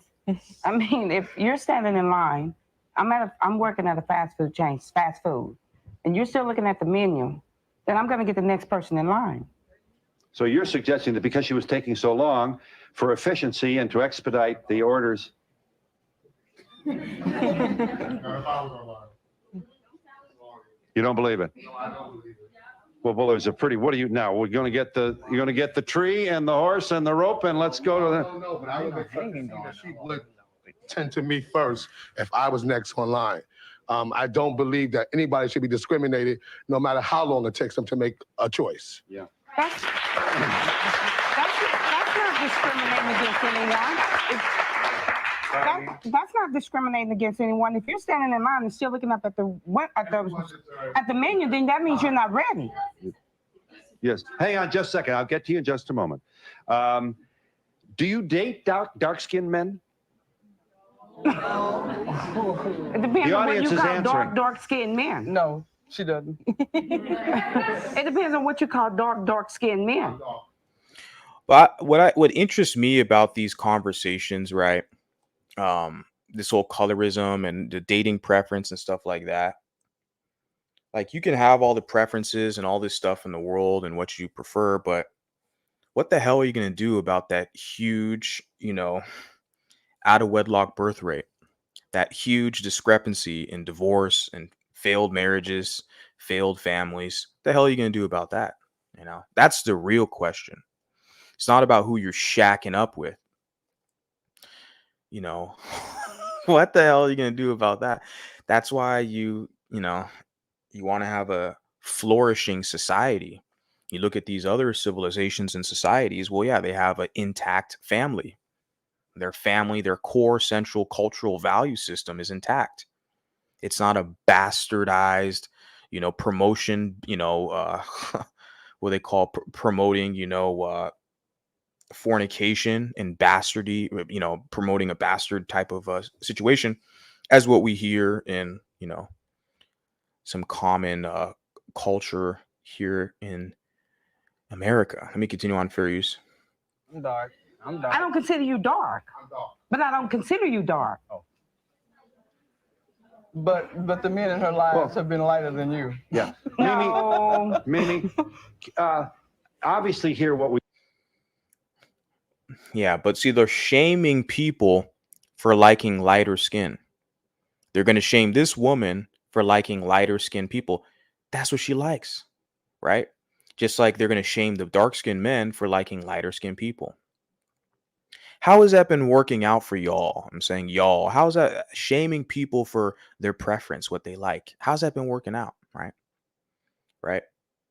Because this, like I said, this was coming out of the 80s, it's 94, early 90s, right? So you still kind of had that before my time, guys, but I see things a little different now. I didn't want to mention earlier, but it's like they already mentioned it here about the whole exotic pet reference.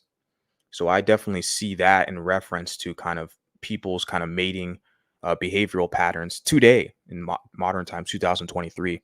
I still see that whole exotic pet scenario playing out in a different way, where white people aren't even kind of in the equation, or they are actually in the equation, but not as directly in a lot of these situations. But yeah, they want to shame people for dating light skin, right? And I'm sitting here looking at this like, what the fuck? She likes light skinned guys. I mean, isn't that like a good thing? Shouldn't we be celebrating that? Oh no, but they want to shame her, right? Just like I said, the men, they want to shame the men. But then when you have someone who only wants a dark skinned person, no one says shit. It's like, oh, you're doing it for the community. Okay, I don't want to get in trouble. Let me continue on, fair use. We've got the beginnings of the sketch of a profile of a person who's not at all comfortable with your own blackness. I'm not black.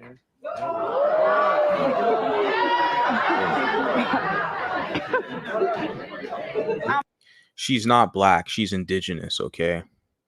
And this is not something, like I said, I've mentioned this before. This is not something new. I went to school, and this was elementary school, so way back, right, in the 90s. And probably a few years after this. And there was a cat, who was her complexion, probably shade darker. It was a dude, a male, it was a boy, about the same age. We were in elementary school. And he would tell me that, oh, he's not black, that he's Italian, right? So that works with a lot of people at an early age. They're kind of socialized into adopting another identity. I don't know how, the whole story, especially that guy I'm mentioning who said he was Italian, but he was like darker than her and more neat. Obviously, he was black. He's an African guy, black guy, but he said he's Italian. I don't know. People rationalize that. So these things have been going on for a long time. So I'm not so startled by it. I think even more recently you had some woman, or it was a girl. She wasn't a woman. She's a girl, actually. I think she's on Dr. Phil, where she kind of made herself look stupid, basically saying that she doesn't like black people and she's not black. And you look at her, it's like, yeah, whatever. So it could be for some entertainment value. Some of these people get up here with that. But like I said, today, 2023, you see same people. I'm not black. I'm brown. Or they say I'm copper colored skin. And a lot of the pro-whack spaces, you have that. I'm indigenous. I'm a Hebrew Israelite. I'm a Moor. I'm not black. I'm a Moor. Black is just a crayon color. But they still call themselves pro-whack. You know how you get them? Because whenever you say something about pro-whacks and you look at the, talk about the performance and accountability, then they start getting all uppity in their feelings. And it's like, oh, yeah. So you're just making this crap up. You're indigenous. You're coppered colored skin, brown skin,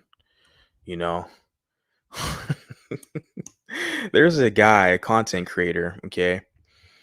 His name of his channel, he'll probably do a reaction now that I'm mentioning his name. So he could get the, free promotion for him. His name is Black Skin is Amazing. Okay. So he can clip this and talk about it. You know, I don't really want your audience over here, but whatever. I'm going to talk about it. His name is Black Skin is Amazing. That's literally the name of his channel. Black Skin is Amazing. I remember hearing one time on one of his streams, I don't listen to the guy, but I did for research purposes a couple times. And like, this was like several months ago. It's like, I think last year. And the guy, this same content creator whose channel name is Black Skin is Amazing, he was talking, because his channel, he talks crap about a lot of Africans, right? And says he's ADOS, he's better than them.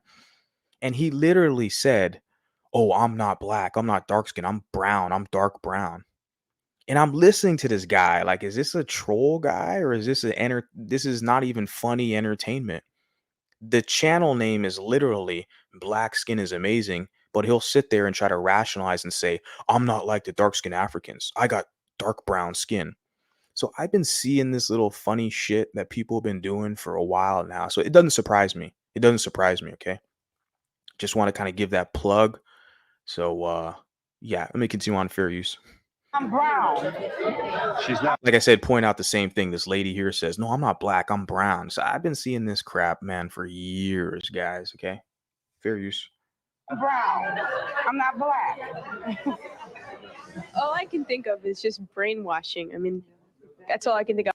And of course, here's your black queen, right? Here's your light-skinned savior. Look about 63% European.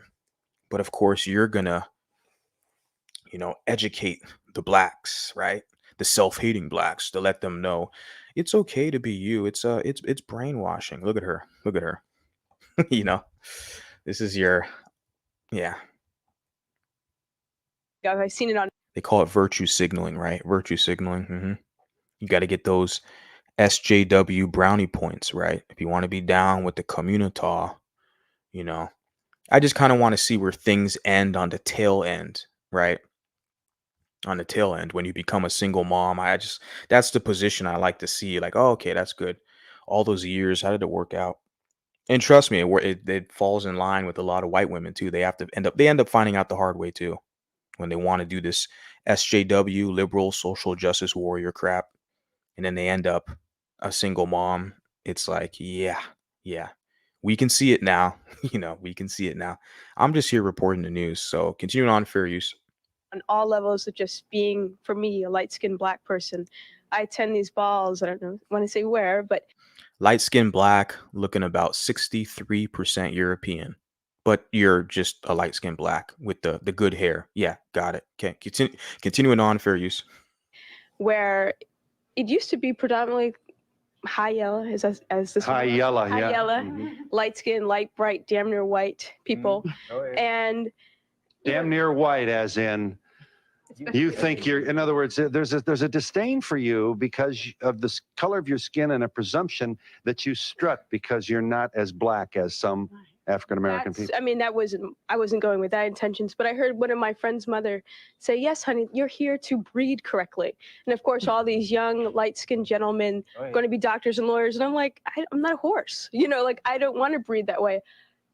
You know, that brother right here, he's attractive. You know, like, I really don't care. Color issue is not a deal. Yeah. You know, you notice it's a sea here of like a lot of white people. It's a mixed audience, but I noticed right here the dark-skinned woman's the first one to start clapping. Yeah, queen. It's my light-skinned savior there. Yeah, queen. Yeah, you go, girl. You tell them. Yeah. Yeah. Cool. Very useful. And I think that comes from very good nurturing. You got to wave at that queen too. Oh yeah, you go, girl. You go, sis. My vice president looks like me. Yeah, she looks just like you. Yeah, I can see it. Very useful. Nurturing of who your parents are. Yeah. You know, it starts at home because I had black dolls. My parents colored in our birthday cards. Like, this is a little black child. You know, like, it makes a difference. You have to start within, you know. This young woman presents just one side of this agony, and it is an agony. Man, this is a spider web that we've woven. I love the whole social dynamic. I love the dynamic where it's literally the white man is guiding and directing the conversation on his platform. It's his show, Donahue. Yeah, beautiful, right? which is suspected. I mean, we see the same thing today. This is 30 years, 29 years later. We see the same thing today. And it's going to happen 20 years from now. We're going to see the same thing. And of course, you're going to have as a moderator your white massa directing the conversation. But it's the mulatto's fault. Let's see how they're going to blame this on the mulatto vanguard, right? Let's see how I'm contributing to the whole shit. Trust me, I'm not that important, guys. I'm just a guy out here, a free speech advocate, okay, proud American, free speech advocate, and I'm a realist out here, calling a spade, holding people accountable. And if you don't like that, wrong channel. So shout out to MLS. People should date each other. He said, did she say you are here to breed correctly?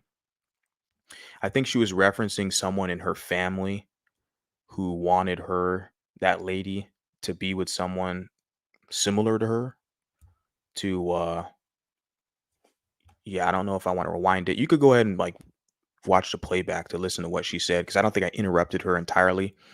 But she mentioned something specific on those lines of like someone in her family or whatever tried to convince her to get with another, quote, light-skinned gentleman, right? And she took it as kind of offense to where they wanted her to breed. She's like, oh, the light-skinned guy will be a doctor or something like that. Whatever. I don't know. Continue on. Shout out to you, though, for being here. Fair use. Here that gets some very nice people caught up and distracted. Paul Parker, you'll be telling us in a moment about, first of all, you. Got the pro-whack alert, pro-whack sirens going off. He's from the hood, y'all. Remember that. Pookie is the hero of the pro-whack community. Because you look at a guy like Tariq Rashid, he's basically a reformed Pookie. He was a hustler pimp, Tariq Rashid. That's why his audience, his market, is within that kind of space and sphere. All the ghetto, pro-whack, Pookie lovers, and ex-criminals, they're all associated with that whole kind of FBA, tagline, right? So you'll get that when you listen to this guy talk. He'll be like, oh, he from the hood. He from the hood, dog. When Nipsey Hussle drops his new album, he's going to be listening to that, bumping that shit, because he's from the hood, dog. Remember Tupac? Remember he's thug love, thug life, but he's a conscious brother. Remember that? He's from the hood too, but he's all about black love because, he's conscious. He's from the hood, you know what I'm saying? So when I'm looking at these kind of the necklace here and whatever, like graphics here, it's like, oh, yeah, I got it. Yeah, it's a cool hustle. Continuing on, fair use. Support what's been said here. Light-skinned blacks have always been favored by whites. Most definitely. Let me tell you that one case in point here happens to be seated at your left. She's Donna Stewart. Ms. Stewart, you are the admissions counsel for the University of Colorado at Boulder. Oh, yeah, she's got that good light skin. I'm just being sarcastic, guys. Or am I? Or am I just not more attracted to her because she's light skinned? Yeah. No, she's clearly not a black lady. And I like black women. But I like women like her too. Let me continue on before I get into trouble. Fair use. Boulder. Yes. So good old Boulder decides, by God, this is the 20th century, and we've got to do something about minority enrollment, et cetera, and very conscientiously ensures that there's a woman of color in the admissions office. Certainly not the only one. A woman of color, which she'd fit into the criteria, but you see with those fluid terms that don't mean shit. Woman of color, person of color, man of color, doesn't mean a damn thing. It means someone not white. I'm looking at her, I'm like, ma'am, she looks more white than anything. That's what I'm saying, like literally like 60%. You look more so white than black. I mean, your skin pigmentation, your lack of melanin, I guess you could say, your hair texture, etc., your eyes. I mean, the color on this video, the contrast is not that good. It's an old film, but I'm thinking she has like blue eyes or something. If I could pull up an image of this lady, I could probably see she probably got light blue eyes or something. So clearly the European gene is strong with her. But what you're going to find out is she's not the right kind of black to represent the black community. In a state, Colorado, which the black population is not even there, but I mean, let me rephrase that. Pause. The black population is not large in that state. She represents the university in somewhere in Colorado. But let's hear what she has to say. Fair use. Set it to a team of counselors. All right. But in any event, it was a very well-motivated thing that the University of Colorado Boulder was doing. I'd like to hope so, yes. Yes. And you have... So University of Colorado in Boulder. So the thing is, there's reoccurring theme. This happened in 1994. I mentioned this, I think it was the Al show the other day. He had a broadcast. And I mentioned to him, like, you know, there's recently Tabia Lee was in a California Community College in De Anza. She was a part of the Diversity, Equity, and Inclusion Department. She was the head of DEE, or yeah, Diversity, Equity, and Inclusion Department, which is supposed to include, represent people, you know, all this, you know, liberal SJW crap. But Tabia Lee was is a mixed race woman, but she kind of, you know, ruffled feathers and bumped heads with some of the pro-wax, the Alicia Garza, I believe it was like the black lesbian feminist, right? A BLM. So Tabia Lee bumped heads with some of those people, and she ended up losing her job, her position as the head of DEI, Diversity, Equity, Inclusion. And they told her she wasn't the right kind of black, right? And this is a mixed race woman. I point this out. I'm going to continue to point this out because this is what you see. This is that kind of, I guess you can say, the double-edged sword, or the catch-22. When being a pro-whack SJW goes wrong, when they, you know, pull the plug from under you and kick you out, they revoke your black card. Imagine how it feels for these people that are in their 40s plus. Because I'm in my early 30s. Like I said, I figured this shit out.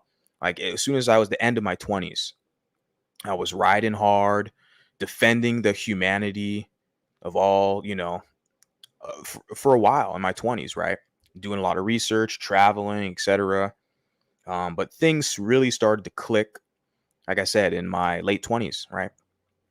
As soon as I hit 30, I was basically like, oh shit, yeah, I got to find a new direction. And so I see people like this lady, and then of course, like I said, Tabia Lee, where it's like, damn, they're giving you the boot. They're taking that black card from you when you're 40, but that's all you've known your whole life. And that's not gonna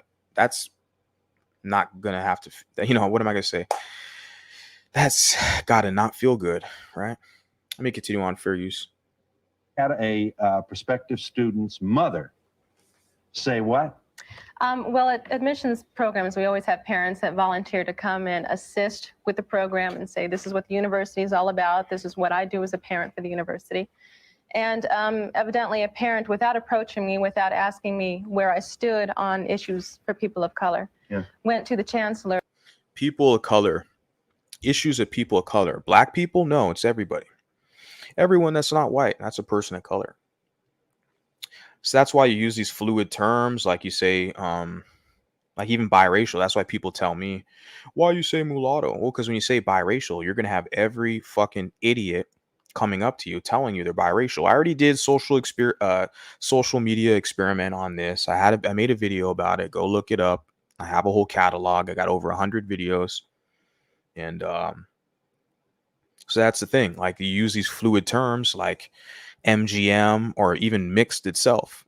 Every one of these motherfuckers are going to come to you and tell you they're mixed. They could be blacker than the fucking Black Panther with -3% native Indian blood. They're going to tell you they're mixed. Okay. So it's just as fluid as you hear this people of color crap. Right. Everyone's going to piggyback off it. Then, of course, you know, you have nothing. You have nothing. Yeah. So congratulations. Continue on. Like I said, I'm doing this. I'm thinking younger people are going to have some sense. You know, I know what it is with a lot of people. They don't like my delivery. Tough. Go somewhere else and listen to them. Okay. Because I've heard that before as well. You know, delivery, you know, hey, this is me. This is me. So if you don't like it, tough. Go somewhere else where they'll tickle your balls and kiss your butt. Over here, we're going to hold all of you motherfuckers accountable. Okay. And hold me accountable. But I mean, I haven't really seen anything, you know, as of late. Some people will reference the quote rhetoric, but I'm like, well, why don't you go cry to your white massa at YouTube?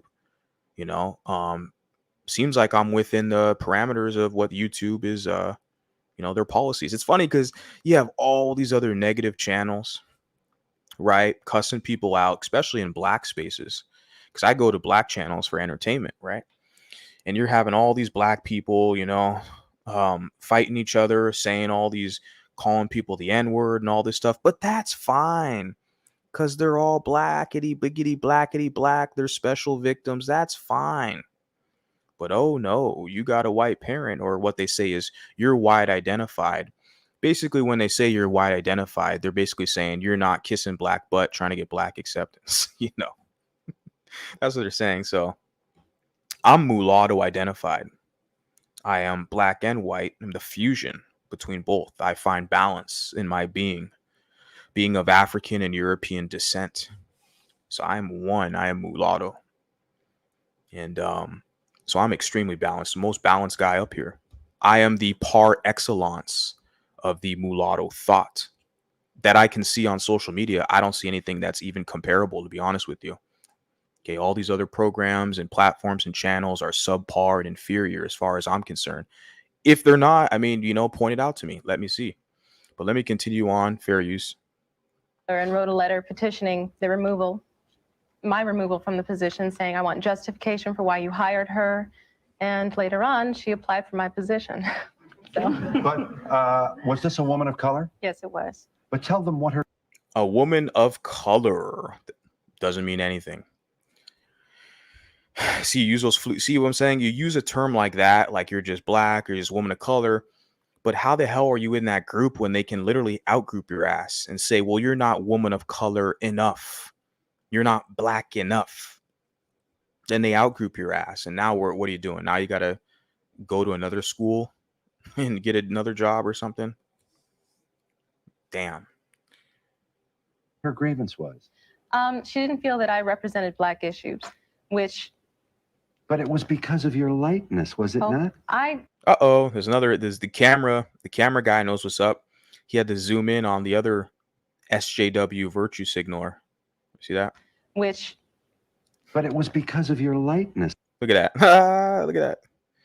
Wasn't this the same lady who spoke earlier? Or is this a completely different woman? I think it's the same one. Was right here. Yeah, this is the same woman. You see on this angle, the camera angle here, she almost looks like just a white woman, right? So angles and lighting is extremely important. You're on film, on camera, right? We all know this, okay? So that's why I hear a kind of question like, wait, was this just a white lady audience member? Yeah, it is a white lady audience member. It's the same white lady audience member right here who's talking about, like the cat in the chat put a comment here about, did she say here to breed correctly? Because this lady here was saying someone in her family was telling her, you could get one of those light-skinned guys or something. Get one of them, because that light-skinned guy, he's going to be a doctor. He's going to be, someone prominent in society. So get one of them. She's like, I don't want to feel like you're breeding me. I want to be a social justice warrior and make black people feel good. So I'll get a dark-skinned guy and I'll become a single mom. The probability and likelihood is very high, but you know what? It's for the community. So, just being a little harsh, guys. Don't take it personal. Right? African-American people. I mean, that see this angle here? I was It's like you're literally over 60% European, but she's a black queen. She's a person of color, right? Right. Going with that intentions, but I heard one of my friend's mother say, yes, honey, you're here to breed correctly. And if she said of friends of her mother, because I know the gentleman asked in the chat. Let me play that for you, sir. Appreciate you being here. You always jump in the chat and show support, so you're always welcome over here. So let's answer your question right here. Of the color of your skin and a presumption that you strut because you're not as black as some African-American people. I mean, I wasn't going with that intentions, but I heard one of my friend's mother say, yes, honey, you're here to breed correctly. And if she said she heard one of her friends' mother said, you're here to breed correctly. Okay. Of course, all these young, light-skinned gentlemen going to be doctors and lawyers. And I'm like, I'm not a horse. I don't want to breed that way. That brother. She doesn't want to breed that way. She wants to choose. She's going to go to school, be a good liberal, going to be on that BLM rally march line and going to get the blackest dude up in there to prove that she's down for the community. And this is, like I said, another angle here. You look at her angle. Her lips don't look that big. Her skin is looking nice and light. She got the good hair. We're like, damn, really? You're a black queen of the community, really? Shit, you fooled me. I thought you were just a white lady in the audience. Oh, wait, you are just a white lady in the audience. Oh, no, wait, you're a person of color. You're a woman of color. Right. What does that mean? Absolutely nothing. Doesn't mean anything. Person of color is not an identity. Anybody can be a person of color, except for white people, which this lady looks fucking white to me. It's part of her family. It's part of her heritage or DNA. If she claims it, hey, that's on her. I don't know, but I claim myself fully 100%. I've matured through the years. See, there were times when I was convinced in my early adulthood out of high school to basically downplay the fact that I'm half white. Those days are no more. And the thing is, with this channel, this platform, my social media, you're going to have a lot more people who are going to come out and be proud to represent themselves fully. Because what I see for sure, like I said, the so-called mixed race spaces, because most of these spaces are pro-black, okay, masquerading and pretending to be mixed, or pro-mixed, I should say, whatever the hell that is. What I've seen is that they have an animosity towards white people, right? Where they allow an admixed black person, a black person with like negative 2% European, to be in their spaces, but then they want to throw but if there's a white person who wants to pretend to be mixed, they call him a mixed fisher. This lady's racist. She's a mixed fisher. Then they're going to get mad at her, but they'll let a black person mixed fish.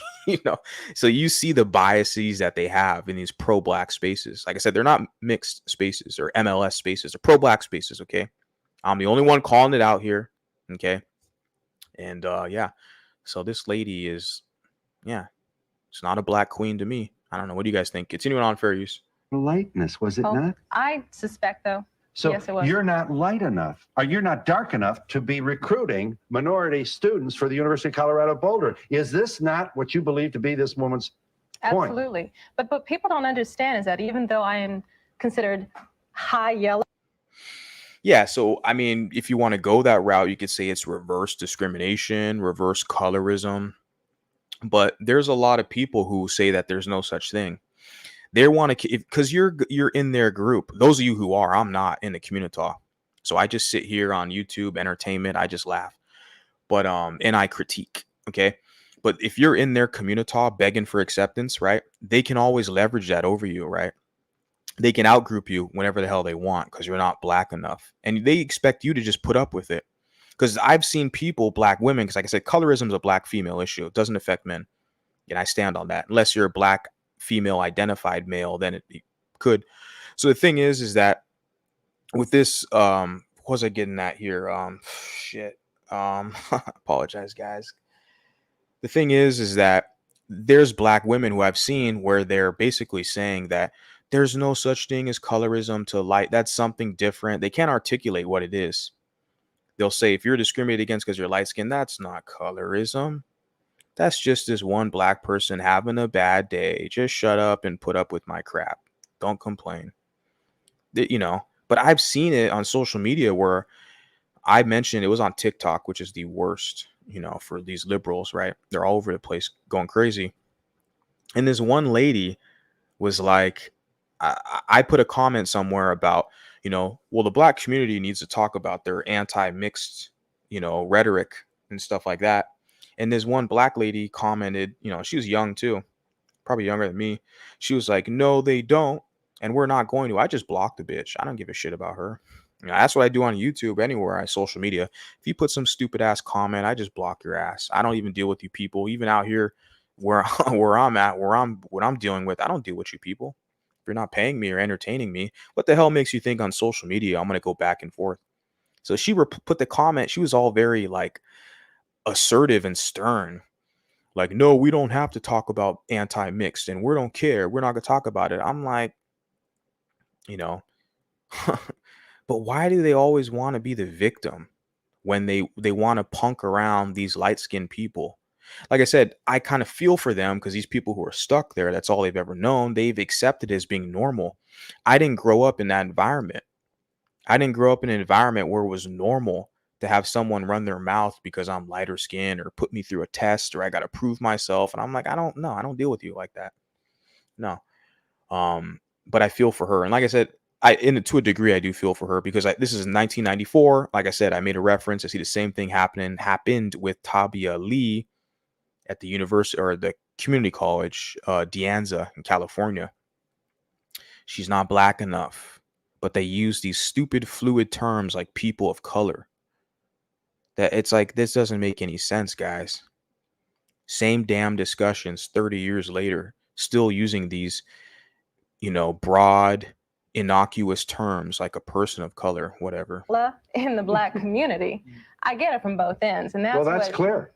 If you're light, you're disdained by other people of your race, or some of them. Yes, and teachers, we need to be honest and say that teachers, most of whom in America happen to be white, at least where I have been, are very careful about who they make as their pets, who they send to the office, and they always choose the lighter child. Right. Well, and also I might like to make this. So that's, again, a light, bright person who's going to basically point out, well, it's really white people's fault. You see, that's, we got to point out the teachers, who they make their pets and who they send to the office. I was the bad guy, man. I got kicked out of schools, man, my academic journey has been, it's been an adventure, and obviously I'm still on it. Shit. I don't claim to know it all. I come on YouTube to learn, but yeah, it's, I was not a teacher's pet by any means. I was actually a pretty bad kid in school. It wasn't until I started attending community college that I kind of fell in love with the whole academic process and studying and reading and being tested, because in high school, I was just, interested in smoking weed and skateboarding and, doing something else. But yeah, when I went to college is when it really sparked my interest. Sadly, I wish it was a lot sooner where I had that kind of, interest sparked, but whatever, better sooner than later. I mentioned that reference before too. Before I continue on with the clip, I'll just tell this story.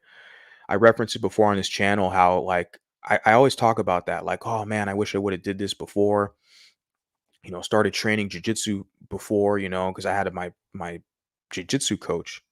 I told him, I was like, yeah, man, I wish I would have started when I was a teenager, because I didn't really start. I started doing kickboxing and I did karate all as a kid, but I didn't, I started doing kickboxing and sparring basically as soon as I, turned 18, 19. But the jiu-jitsu stuff, I didn't start till I was like 23, around early 20s or something like that. And I told my coach, I seen some guys in there who started when they were kids, like 12, 13, was like, damn. And I was like, man, I wish I would have started as a kid.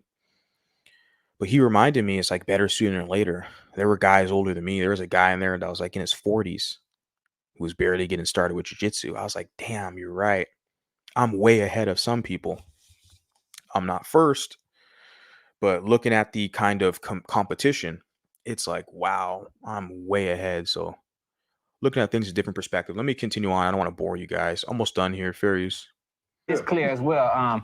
That number one, that there is not no black on black racism. What there is black on black confusion. I disagree. By white on black racism. See that? He's a pro-whack, right? So of course, there's no accountability. Just like this lady was basically saying, it's white people's fault, and she looks whiter than everybody else there. Looks whiter than white people. She's got a little tan, but it's white people's fault, the white teachers. And of course, the pro-whack who's just speaking, he's basically saying it's not black on black racism. It's black on black confusion. That's from the colonizer, from white on black racism. See, it's white people's fault. See, I'm from the hood. I'm from the communitas, so I know. I can help you, brother. You know what I'm saying? I'm a preacher hustler now, man. Yeah. Yeah, fair use. On the point that the brother made here earlier, the individual you're talking about, the slave owner from the Caribbeans, is Willie Lynch. And more or less his perspective was that, look, he told the other slave master. That whole audience is filled with light-skinned saviors. They want those brownie points, man. They want those brownie points. They're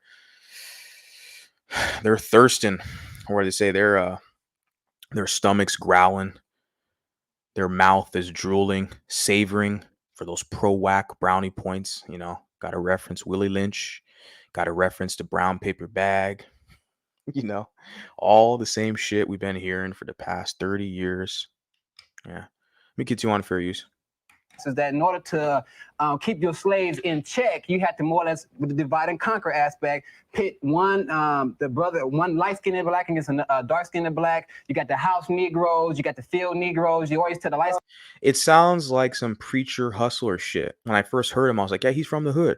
He's from the hood, listens to Nipsey Hussle, just put on a dashiki.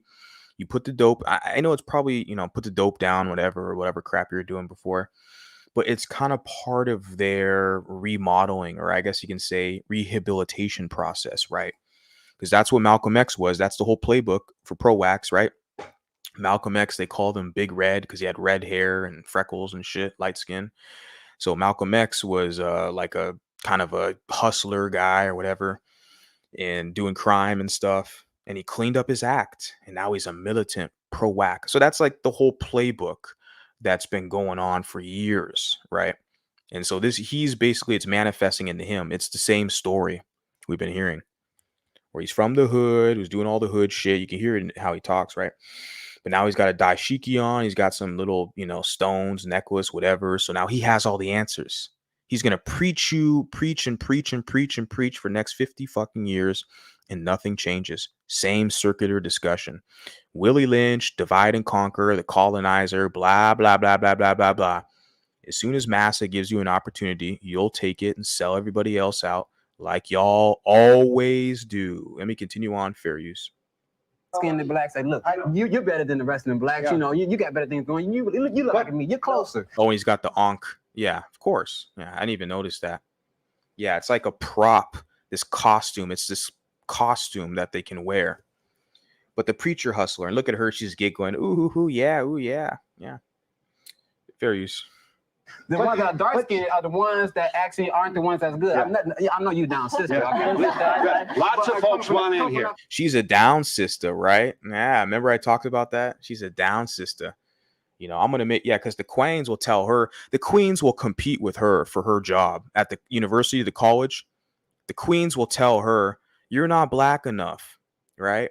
You're not black enough. We want a real black to represent the department here. So they'll get your ass fired and put a dark-skinned queen, or as you put it, a person of color, innocuous word, it doesn't mean anything. They'll put it, basically, just call a spade a spade. They'll put a darker-skinned person there in your position, 2 women competing for a job. But here he is, your preacher, you know, pro-whack preacher with his dashiki, patting her on the shoulder saying, oh, I know you a down sister. You down for the community, right? You guys see that dynamic, how it plays out. But of course, she's going to take a liking to him because she needs protection. She needs legitimacy in the community because the queens are going to be after her, trying to take her position, trying to take her down from that pedestal that she's on, right? So the queens are going to be competing with her for jobs, resources, for visibility in society. You think about the motion picture, a lot of the darker skinned women, they're crying and whining about erasure, black erasure, because they're picking mulattas to be in Hollywood, right? They'll always whine and cry about that, right? Zendaya, Halle Berry, etc. So the queens are going to be competing with her, yeah. So she needs protection if she's in that community. So a guy like that will offer her protection, right? I guess for this instance, we could say Tyrone. Tyrone turned in his little NWA records and hip hop swag, threw on a dashiki and onk, started talking the same, you know, talking points at all the pro-wax, Willie Lynch, divide and conquer, the evil white man. Black people aren't prejudiced or racist. It's because white people have convinced them to hate themselves. I've been hearing this shit for years, okay? This is the alternative media here. You're going to get a different perspective here on this channel. If you like it, hit the like button. If you don't like it, I don't know why you're here, okay? But anyways, continue on, fair use. To me, the tragedy is there's no way to win. If you're black and there's no way to win, because the identity of a lot of those people is to be a loser, and it's to make it socially acceptable to be a failure and a loser and an underachiever in society. That's why you, as a white man who's hosting the show with the microphone, it's like the tragedy is you can't win. Yeah. They talk about how this shit has been going on since Willie Lynch, since the plantation days. And this was in 1994, this interview. Here we are today, 2023. Some people will say it's worse, depending on who you talk to. But it's like, yeah, you can't win. And that's something for me. I've understood that, analyzing this stuff, and took a step back. I was like, you can't win this shit. The whole purpose is to not win, is to justify being a bottom dweller and an underachiever. And it's to get all the lighter skinned people and everybody else to serve your ass. But it's like, well, you don't have any businesses. You have no resources to leverage these other groups. So all they can give you is fake acceptance. You get nothing. You do the most. You fight the hardest. You yell the loudest. You're the first ones on the marching line. Think of Sean King and all these other people. Jesse Williams, whatever. You're the loudest ones in the room. The most pro-black. Look at Michi X. You know, biracial, mulatto, Michi X. The biggest blackities, pro-blackities, yelling, fighting. You know, and the whole point is to not win, is to find acceptance in being a loser. That's the whole point. Being a proud victim. That's part of the identity, is something I've come to realize. Okay, let me continue on. Fair use. In a major corporation, do I understand that your strategy was not to talk to other black people? Absolutely. You talked to other black people. There was no way. There was, at the time when I had lost my identity and I had lost perspective of who I was. You guys notice that? This identity conversation, identity formation, identity formation. This gentleman here is basically stating, and I'm addressing him as a gentleman because he's conducting himself like that. He's wearing a suit. He's dressing formal, so he will get the respect. I'm not going to clown his attire like the other guy. This guy, he gets the respect because he's demanding respect based on his presentation. So he talks about identity formation, right?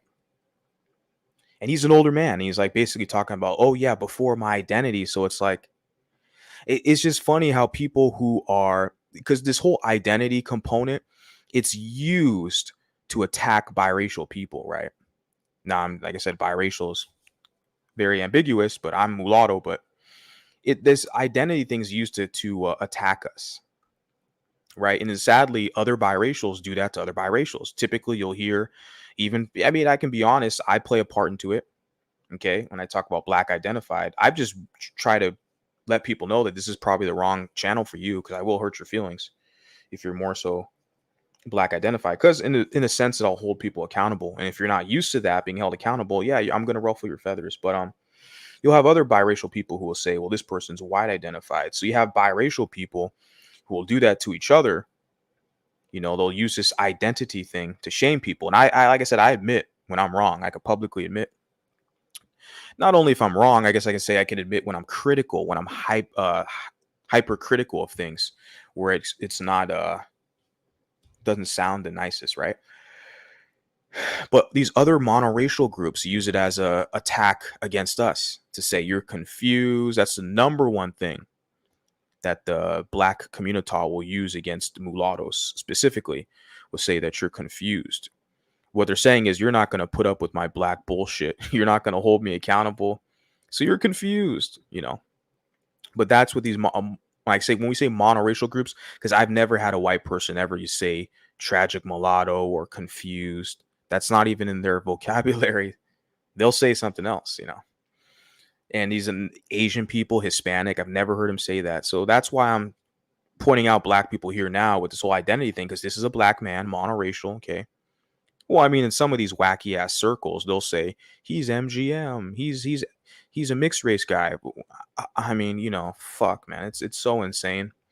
So I say it's so-called mixed race. It's all pro-black spaces there. But the identity thing is used against us. But monoracial people, a lot of them, especially in the black community, have more identity issues than anybody on the fucking planet, because their identity, their culture has been stripped from them. That's what I've noticed firsthand knowledge when I went to Ghana, okay, in West Africa. And I saw these people, they have a culture, identity, they have traditions passed down centuries, you know, long history traditions. They have an identity. This is a man here who's publicly admitting that he had to sort through his identity. He's publicly admitting on national television that he kind of had some identity issues. But nobody, puts that on him and pressures him or tries to use that to attack him, his being, that he's trying to mentally sort things out. You see that? It's never used to attack monoracial people. When you have monoracial people who are born man, but they want to cut their dick off and get breast implants, and they want to get a BBL, and they want to say, oh, I'm a woman now, right? Because you have a lot of that. You have black people, and you have white people and other racial groups who are monoracial, who will do that. They'll go through sex change surgery. Nobody ever tells them that there's, identity issues, right?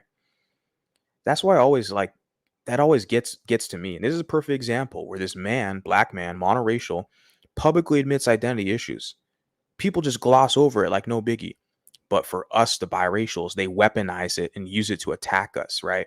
When we're in the infant, when we are in the elementary stages of community development, right? Trying to form something, a sense of camaraderie, a sense of group cohesion with other people who are similar, other mulattoes. They try to shame you and say identity issues, right? I know I said a whole lot of stuff right there. It's getting late for me. I'm surprised you guys are still here with me. Shit. Just want to hop up here. Like I do it during the weekday. I try to hop up here when I get off work, provide some content for all you guys. I appreciate you guys being here.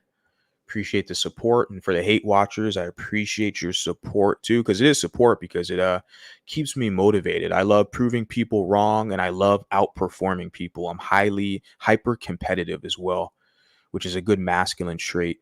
So I do like that motivation that my haters do provide me with. So that's very good. So continuing on, fair use. Almost done here, guys.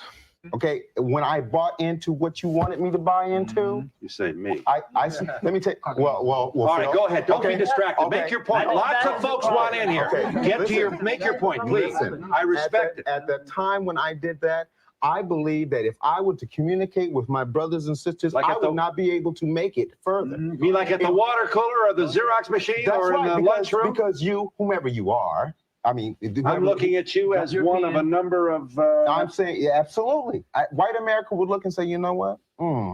Okay, he's not going. I saw Jay over there by the water cooler with the homies. You know what I'm saying? And I'm telling when you start talking to the white folks, the brothers are going to accuse you of sucking up. Absolutely. So you can't win. No. You can win. You can win, because the question is, who do you owe your allegiance? And I owe my allegiance to my family. Okay, these are my family here. That's your family? Are they biological family? If you just met them, 2 minutes ago, they got the same skin color, same skin tone as you, so now they're family. That's your allegiance. Yeah, for sure. So that would be called racism, right? Interesting. Well, it's not racism because he's black. He doesn't have any power. But when a white person does that, when a white person has that allegiance to another white person, or an Asian person has that allegiance, you want to call it racism? Race, R-A-C, it indicates competition. You're competing in a highly competitive society. Every day that goes by, the resources get more scarce. Okay. And obviously, there's a lot of manipulation with the global economy and geopolitical kind of strategies going on around the world. But nevertheless, you are in a competition, and things are getting highly more competitive, like I said, as the days go on. And you should know, you're there. It says Image Magazine, a publisher at Image Magazine, which, magazine, this is 1994. The internet's here, baby. So he's doing something else now, something digitally. I don't know. But the thing is that you're in America. You're in the highest level of competition in the world is here in America. Okay. You're in a extremely highly competitive society. Okay. Being a proud victim is not going to work out here. Okay. Let me continue on. Fair use. Blacks torn from the Boston Globe. This is a very, very well-written article from a paper that's had its own challenge. You guys see her? Damn, I want to pause. There's a couple. Let me do this lady here. Let me see. And I'm telling you. Look at that. The audience, the selection's funny because I'm like, damn, look, she got the good hair, light skin. You know what I'm saying? Yeah. And then this lady here, where was I at? drop means you're black. Let me see. Okay, these are my family here. Blacks torn from the Boston Globe. This is a very, very well-written article from a paper. Let me see her. There's another one kind of caught my attention. She got some African in her. I don't know. But interesting. I mean, the guy who's filming this broadcast, you know, he's the one who's, you know, put the camera on the select audience members. They always do that. But I'm doing it here for this instance too. Just definitely caught my attention. I'll just leave it at that. Let me continue on fair use. That's had its own challenges regarding minority hiring, etc. Blacks torn from their native Africa and brought to North America as slaves were often sexually savaged by their white masters. So prevalent was the problem, the question of whether light-skinned children should be free like the father or enslaved like the mother, and that gave us the one drop means you're black or a Negro. In turn, light-skinned slaves with white blood often fetched higher prices at auctions. Some states actually bred mixed-race slaves and sold them at quadroon balls in New Orleans and Charleston, South Carolina. Quadroons are 1/4 black. Octoroons are 1/8 black. Listen to this. Light-skinned slaves were also Yeah, and then the cameraman, you know, puts it on her. Looking at her, it's like, you know, yeah. What was I going to say about that? Yeah, let me continue on fair use. afforded greater privileges. They were often assigned duties within the house instead of working in the fields. So when he's reading all this historical, he's just kind of glossing over a lot of things there. That is all used to justify the mistreatment of lighter skinned people in that black community, because it says here Donahue, black against black prejudice, right? They're talking about this colorism concept. And when they talk about this historical thing, because people refer to us, meaning mulattoes, as a buffer class to white people, right? Or buffer class to black people, right? Working for whites to be a buffer. And so when they analyze this type of like history, which is basically just a summarized glossing over things that Donahue just spoke of,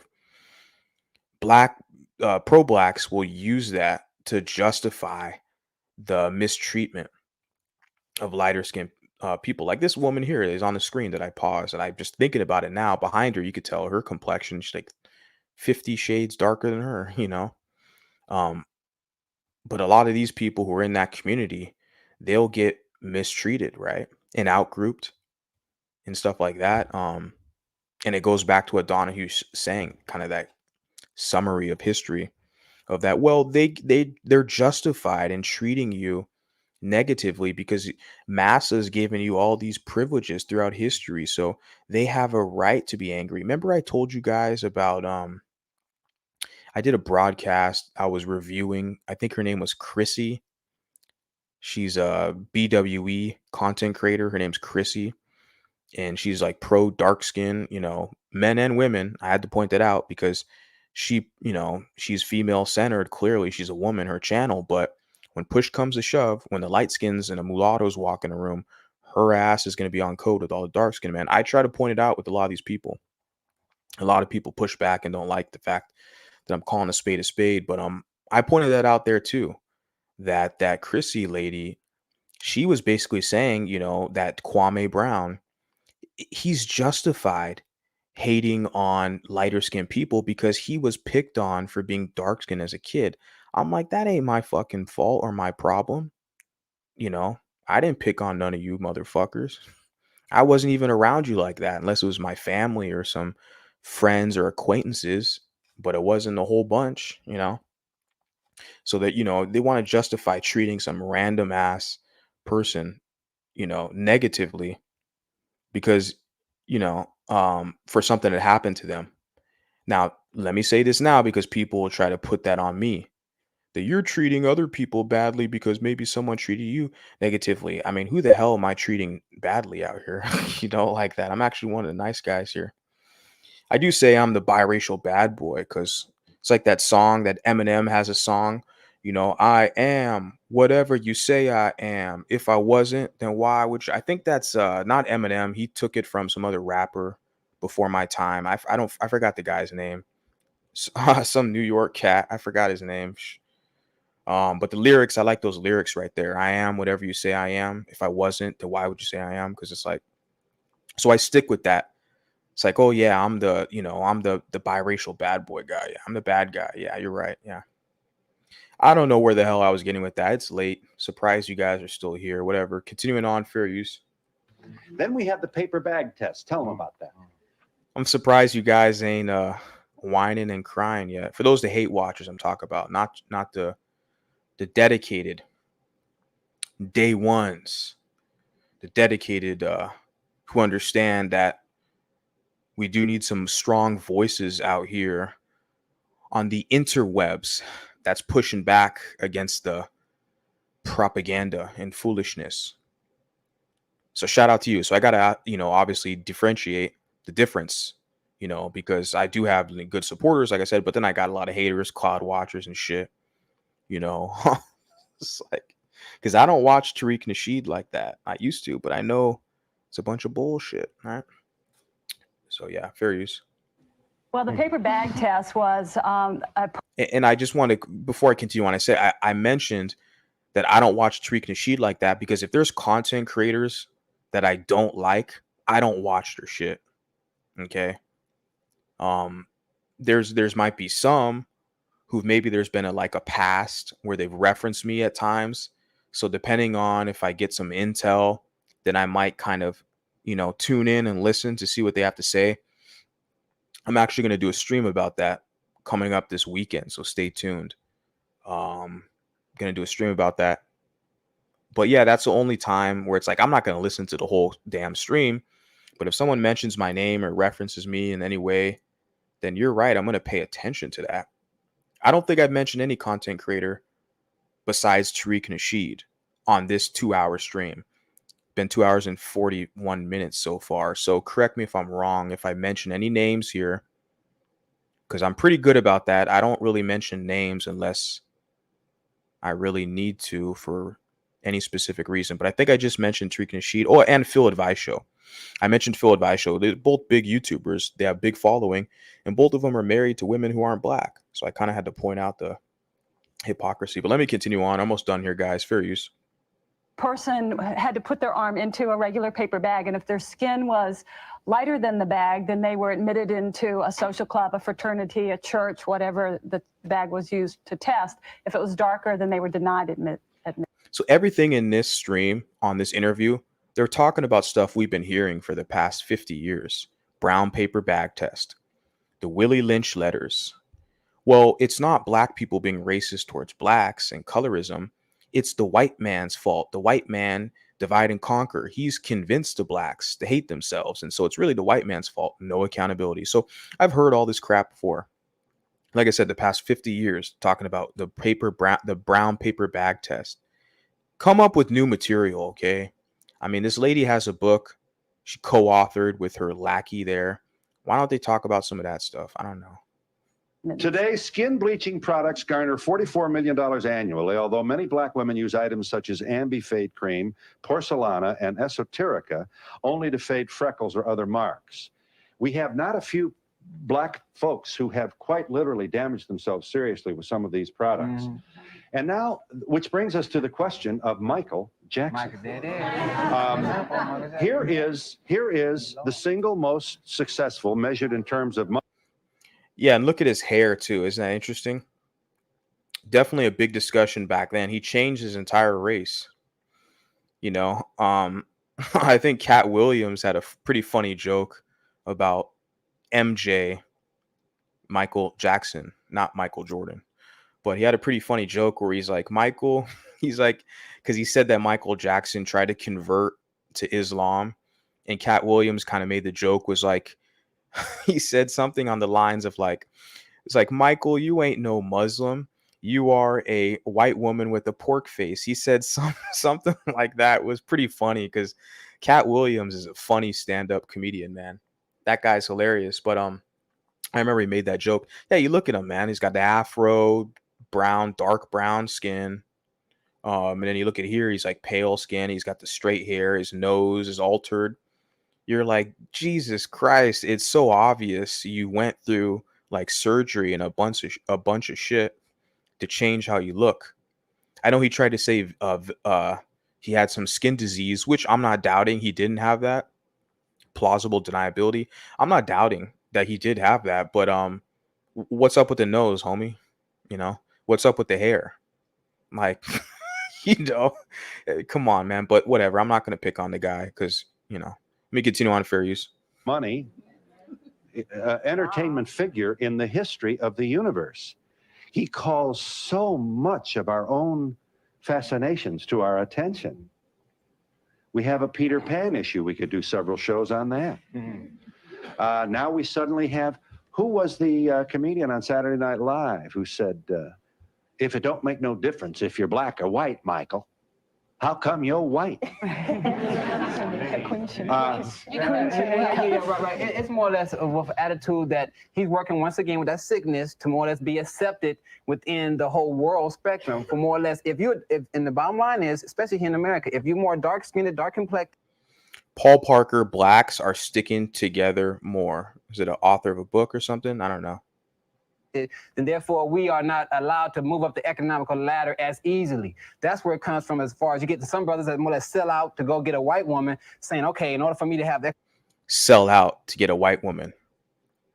But that woman who is next to him, right? Remember, guys, that's not a white woman. Remember? Let me what's it here? Whatever. Economical power to be a millionaire. I'm gonna give me a white woman. We're gonna have some kind of mixed babies or babies that Oh, a white woman or mixed babies, like the woman that you're sitting next to. You see? Because like I said, when you're listening to these like ghetto, Pookie, Tyrone types, now they put on a dashiki, they're preacher, pro-whack types, like Tariq Rashid. They always change the rules to fit their hustler agenda, their pro-whack agenda. Because this is the same shit, like I said, the same playbook with Tariq Rashid, right? Who is a street dude from the hood. So now he's got his hood nigga credentials, right? He's from the hood. Now he puts on the dashiki and whatever, the Ankh medallion and all this crap. But then he's talking about, oh, they gonna sell out and get a white woman. He ain't down with the struggle, right? He gonna have mixed kids, but he's sitting next to a woman. He's patting her on the shoulder, who's clearly a mixed woman, looks more white than black, right? And like I said, Tariq Rashid, same playbook. So Tariq Nasheed probably watched this way back in the 90s when it first aired, was like, I need to follow this brother's footsteps. Oh, he from the hood too. I'm from the hood, dog. Let me get my dashiki, get my mixed race girl. But, she ain't mixed and she ain't white. She got a drop of black blood, so she's black. See, they play that game to get access to the women. They want to keep those mixed race women because they themselves have white supremacy in their minds, right? They themselves value whiteness more than anybody else. So that's why they want that mixed race woman, right? But then when it comes to the men, they see the mixed race men, the mulatto men, as competition. So they have to kind of try to punk them and G-check and outgroup them because it's a way for them to mate guard.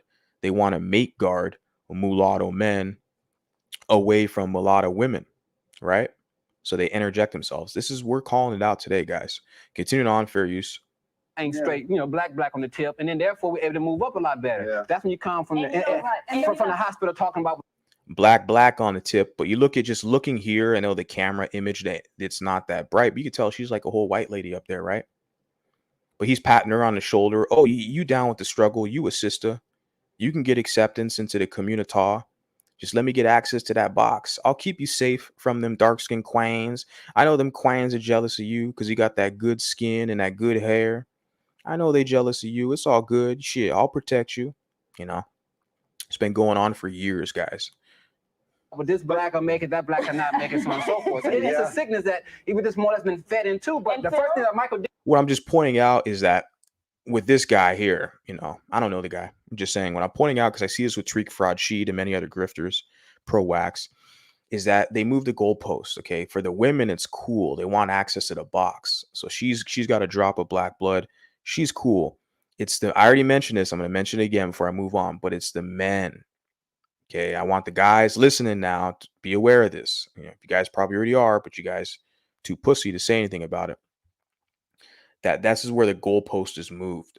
So you can't do like ethical business and you can't negotiate contracts in this type of fashion when you're dealing with this kind of dishonesty and this disingenuous nature where they want to pick and choose who gets to be a part of the group, move the goalpost where, okay, the women are good because you want access to the box, but the men, oh no, there's special criteria because you're competition for them. You're competition for their white massa because he wants massa's approval and you're closer to white people. So of course your competition, there's a whole bunch of stuff. Let me continue on. Fair use. Did when he got into trouble, what did he do? He came to the brothers and sisters. He came to the hood. He went to NWA. He came to the hood because he's from the hood. You know what I'm saying? Like, isn't there a lot you can do outside of the hood, right? Can't you like donate to charities in Africa? Can't you go and build wells? You could probably do something similar here in America. But this idea of the hood, you got to get your hood little pookie credentials. You got to get the blessing in the hood. It's funny. CP, he came back home and said, look, they working to persecute me. I'm black like you. And he came back to the house, back to the hood. So you got to understand that. Can I say something? Well, now And people play your ass because, like I said, they know you have no community structure, you have no integrity, and there's no accountability. Having a code of conduct is a form of establishing accountability for people who break the code, who infringe upon the code. You deal with people in your group and also outside enemies who want to infringe inside your group. That's the purpose of the code. And you guys don't have one, clearly. Because like I said, and its clear example is this white lady. I'm going to call her that. She's got literally just only a drop of black blood. Doesn't mean you're black. You still look like a white lady to me. He'll claim her. Oh, she's down with the struggle, you see. Because she's begging for my acceptance. She's begging for black acceptance. So, oh, she's good. And I can get her psychologically under our control, right? And give her, like I said, fake acceptance and then protection from the hostile dark-skinned women, right? And you can't, you see, because the thing is, because like I said, the goalpost is constantly moved. Okay. The criteria always changes.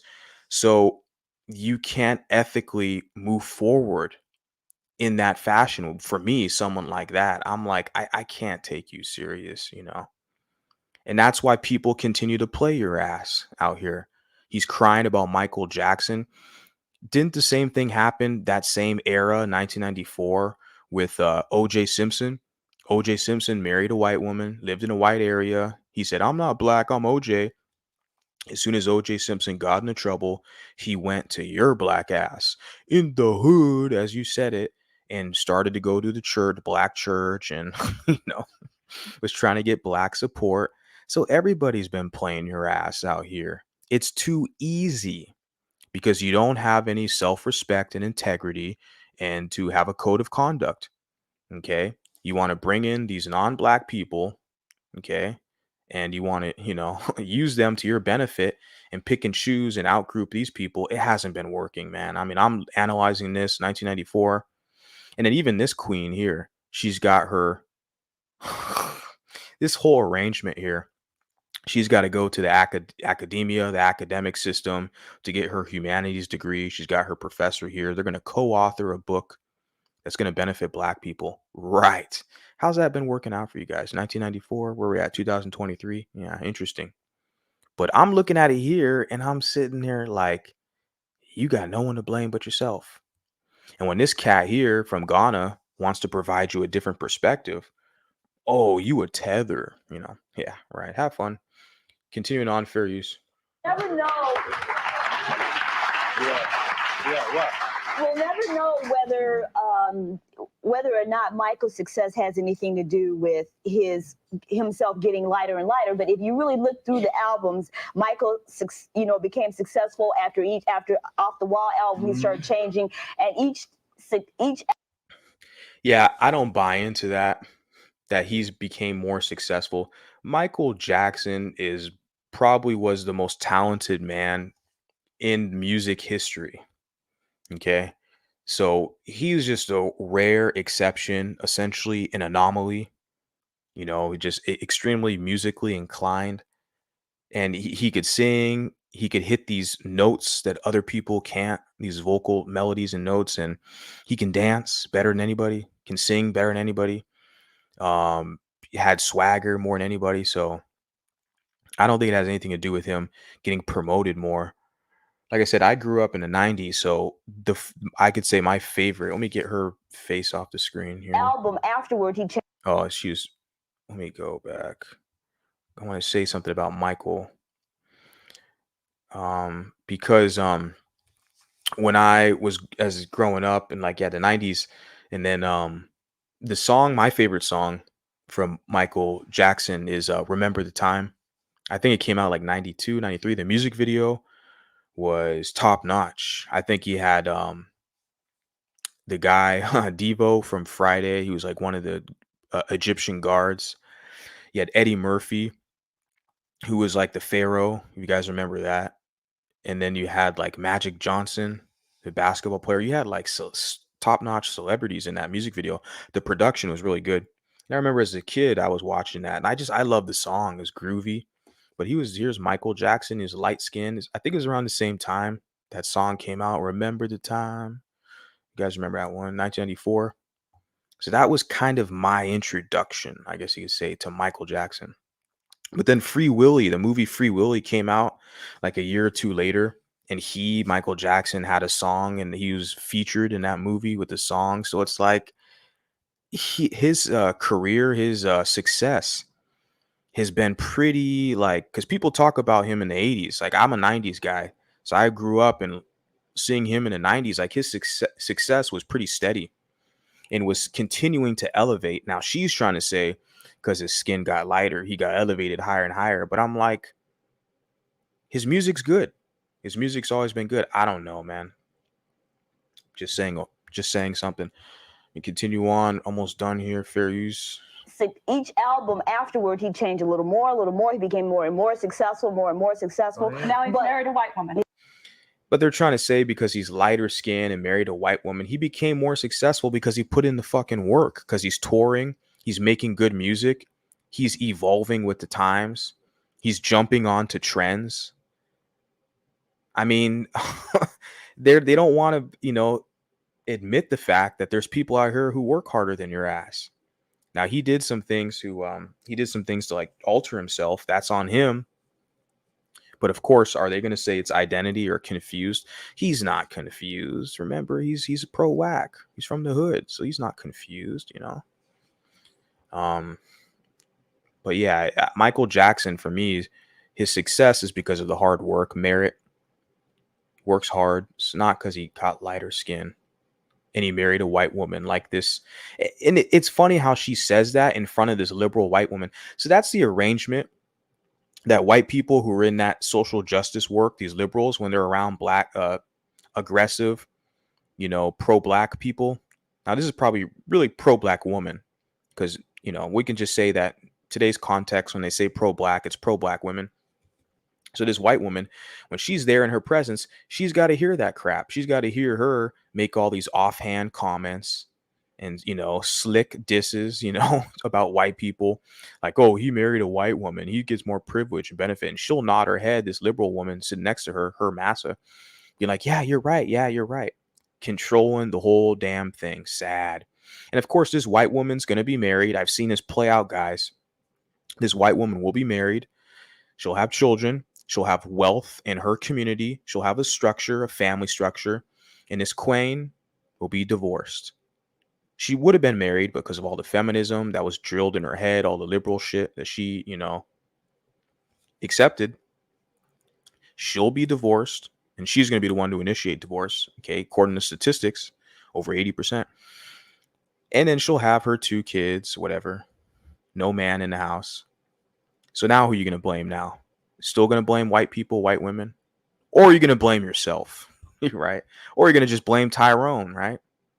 You're going to blame Tyrone, even though you chose the dude. You're going to blame him.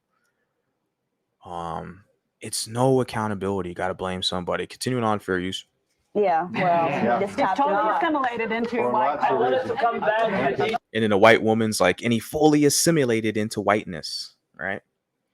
A lot of these mixed people, okay, they're trying to assimilate into blackness, which is fine. I mean, I think most of them will do that in a lot of these societies, whether it's the UK or America. I can't really speak on the UK, honestly. At this moment, until I have boots in the ground, more thorough research. But just from what I'm seeing, some people, I can't let the opinions of some kind of cloud my judgment and make general assumptions. But I'm just going to speak from American context since I'm here. That yeah, a lot of these mixed people want to assimilate into blackness. There's never been a pathway to anything else. No kind of gray area or golden area per se to assimilate into mulatto-ness, right? To be themselves, right? And to explore that with someone else who's similar like them. There hasn't really been that up until now. It's been this way. I think we have this now for over a couple decades. There's small groups, small pockets, but with the proliferation, of social media, we're really getting a message out there. There's more people who are being made aware of this, that this is a possibility. This is a possibility, that this is something that, is obtainable for sure. You don't have to just, what they tell you, pick a side. You just don't want to be black. You want to be white. Well, I'm part white and I'm part black. I can do what I want. I know you're mad that you can't do that, but I like being mulatto. And I'm trying to find the chicks, or the people, I should say, people who like being mulatto as well. Yeah, let me continue on fair use. Black and black racism. Yes. Please, Hey. let's do that. Miss Stewart, I know you want to get in here, and I promise that you will. May I just share, to respect your point about what are we going to do about this, how to minimize the damage that colorism will inflict on future generations. Just to give you a couple ideas here. Interracial color discrimination must be brought out of the closet. We're going to go in a hurry here. More research is... How to minimize the damage that colorism will inflict on future generations. Interracial color discrimination must be brought out of the closet. More research is needed to document the effects of the problem on the African American community. Needed to document the effects of the problem. Who's getting paid to conduct, excuse me, who's getting paid to conduct that research? Because man, stuff does not seem to be getting all that better. But of course, it's the mulatto's fault. It's the white man's fault. The mulatto, see, he the buffer class, and they workings for the white man. They gonna tell the white man all our little hip hop raps and how we dance, and you know what I'm saying? They gonna tell the white man that we playing Xbox and smoking blunts, and they gonna snitch on us and tell the white man that we listen to Tariq Nasheed and Professor Black Truth. You know what I'm saying? I don't trust them mulattoes, man, because they ain't gonna let me smoke my blunt in peace and play my PlayStation 2. You know what I'm saying? So yeah. On the African American community. White personnel managers, therapists, teachers, doctors should be better informed about color prejudice. Black parents need to alert their children to color bias and teach them how to respond to it. Americans of all races must work together to overcome stereotypes about color, including the assumptions that dark-skinned black men are more criminally dangerous and that light-skinned black women are... The funny thing about that, let me say this, it says this was 1994, guys. Okay, 1994. Americans of all races must work together to overcome stereotypes about color, okay, including the assumptions that dark-skinned black men are more criminally dangerous and that light-skinned black women are more feminine and beautiful. Now, he says right here, whoever wrote this, including the assumptions that dark-skinned black men are more criminally dangerous. Do you guys remember when I had this stream and I reviewed Kwame Brown? Kwame Brown said that dark hate, I'm going to unleash this dark hate on Matt Barnes, I believe it was, the NBA player. So he publicly, a dark-skinned black man, and remember Chrissy, the other pro-black dark-skinned woman, was cheering him on, saying, oh, he's justified because he was picked on, right? So that's what I'm saying. They both get on code against your ass. You guys just haven't figured it out yet. And so like that's the thing. Like Kwame Brown publicly said, living up to the stereotype, he publicly said that all that dark hate came out of me and I would have punked you, to Matt Brown's. And I think he said DJ Envy as well. So 2 light-skinned guys. He was trying to G-check them. You guys remember this? I did a whole stream talking about this. Kwame Brown. So when they act like this is assumptions, I'm like, you got dark-skinned black men that live up to this shit. In media, in sports, entertainment, and hip-hop, you got some rappers. I think it's a rapper, one of the Migos cats. I don't know if it was Offset. It was one of those dudes who was basically like, oh, fuck it, I'm going to end up like Pookie. He said something along the lines glamorizing Pookie, which of course it's Pookie rap, the Migos and shit. He said, like, fuck it, I'm going to rob you. I'm feeling like Pookie. So in their music, their art form, they live up to the stare. I'm not saying all, I'm generalizing. I'm not saying all, but a lot of these same people, like Da Baby, there's another dark-skinned baby guy, who he calls himself a baby. So, but the baby's a dark-skinned guy who lives up to this thing about criminally dangerous. When this is 1994, 30 years later, they're still rapping about doing drugs, about being fucking criminals, stealing from people, committing crimes. And so they want to act like this is all just a stereotype or prejudice and implicit bias and assumptions. When a lot of these people are literally trying to make money selling hip hop records, promoting this very same stereotype. And then they want to play me for a fool. They want to insult my intelligence and tell me that my eyes and ears are deceiving me when I'm out here and I analyze, like I said, Kwame Brown, who's out here talking about all that dark hate that I had inside me from being picked on for being dark skinned as a kid. I'm unleashing that on your light skinned ass. I'm paraphrasing, but he said literally within that, So I'm like, I just wanted to pause and say that, guys, because this is the wackiness things where you have these kind of liberal academics who want to frame the discussion as if it's just your stereotypes about color and assumptions about dark skin. I'm like, they're telling on themselves every day, baby. I'm just one of the guys out here that's calling a spade a spade. They're telling on themselves. Kwame Brown, these rappers like DaBaby and Migos and all these guys, they're telling on themselves. You make it easy for me, okay? Continuing on, just about done, about a minute left. More feminine and beautiful. Hooray for that. It's a wonderful ideal. I'm not sure how we begin the process of doing it, especially since, as we've already established, it's so ingrained. I would ask you, Ms. Stewart. Right. I think that when we concentrate on, back up, first of all, there is no question that in the past and probably currently right now, we are dealing with preferences for persons who are of lighter hue. That is established. But what happens from here on out is that we really need to look at not backlashing against persons of fair skin and just assuming that they can be the canvas on which we can paint the hostility that we have. We have to take that paint and put it somewhere and not put it in the Black community. I just wanted to say, yeah, they want to put that pain on white people, the people who hired all of your ungrateful asses. She was working at a university, Colorado. It's probably a white institution, majority white people. They hired your ass for their little affirmative action position, which they're eliminating all those positions around the country now since that Supreme Court decision. But yeah, she was what? Diversity, equity, inclusion, right? In the admissions department. And so I'm sitting there like, we got to take the negative energy and put it somewhere else. Don't put it in the Black community. Yeah, I agree. You put it somewhere else. But what a lot of you people do, no accountability. You'll just end up throwing that crap on white people. You think they're going to take it nicely? I don't think so. That's why you have Trump, who was elected to the office. That's why you have this rise in, right-wing fascism and conservatism and these alternative movements, because, there's a negative effect. There's a cause and effect. Yeah, fair use. that I think we, as Black people, are our worst enemies.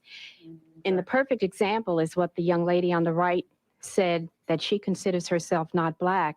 We are all Black people. I'm not Black. I don't consider that. How can you say I'm Black? Okay, go ahead. Go ahead. We need to get away I from just color. don't see how you can say. She's a human being. I'm not saying I don't identify. Right. But because of the society that we're in, she has been You are not. brainwashed to that I point. just. It's the society. No accountability. It's society's fault. She's brainwashed. It's not her fault. She's a helpless victim. It's not her fault. It's not Pookie's fault. It's not the criminal's fault. when they rob an old lady or hurt an innocent bystander, it's not their fault. They were having a bad day. It's the society's fault. It's the colonized fault. It's everyone else's fault, right? It's the society's fault, right? Just don't feel that you are proud of your race as I am of my race. And if you were, you would say that you were black. Yeah, that's about it. Got through that 3 hours deep into this. I appreciate you guys being here with me because I'm up late. Some of y'all, like the cat here is over across the pond, so it's kind of early morning. So it says, I've been meaning to ask you, what's your definition of, quote, pro-black? For example, I consider Malcolm X to be pro-black, but not someone like Tariq Nasheed. That is a good question.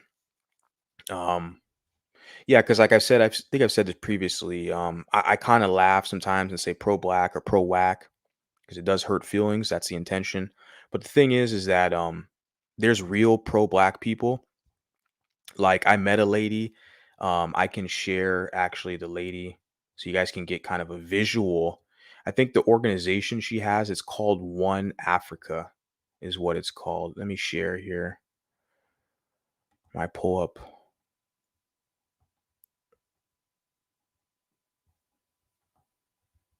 You guys can see this here.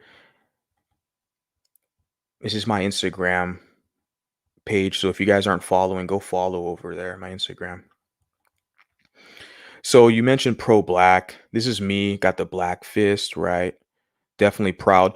The mulatto vanguard's white identified. He's not proud to be black. I mean, photographic evidence would suggest otherwise, but you guys are letting ghetto idiots tell the story. You got to come to the source. You got to come to the vanguard. So this is someone you're looking on the screen that's definitely proud of their African heritage, as this woman is too. I don't recall her name, I'm sad to say, but she did own this whole resort here. This is in Ghana on Cape Coast, or Elmina, actually, precisely Elmina. And the organization's One Africa. And she's from New York area, and she is an expat. She retired, moved to Ghana, retired there, and she has this business there. And she has a whole like museum, this kind of house converted to a museum. And then she has like separate like huts, I guess you can call it, where it's like hotel rooms essentially on the beach. Beautiful location. So she's a pro-black person. Okay, she's an honorable person. She has history there. She's sharing. She's proud of who she is. Now, see, I would never say anything negative about her for the medallions and necklace and anything, right?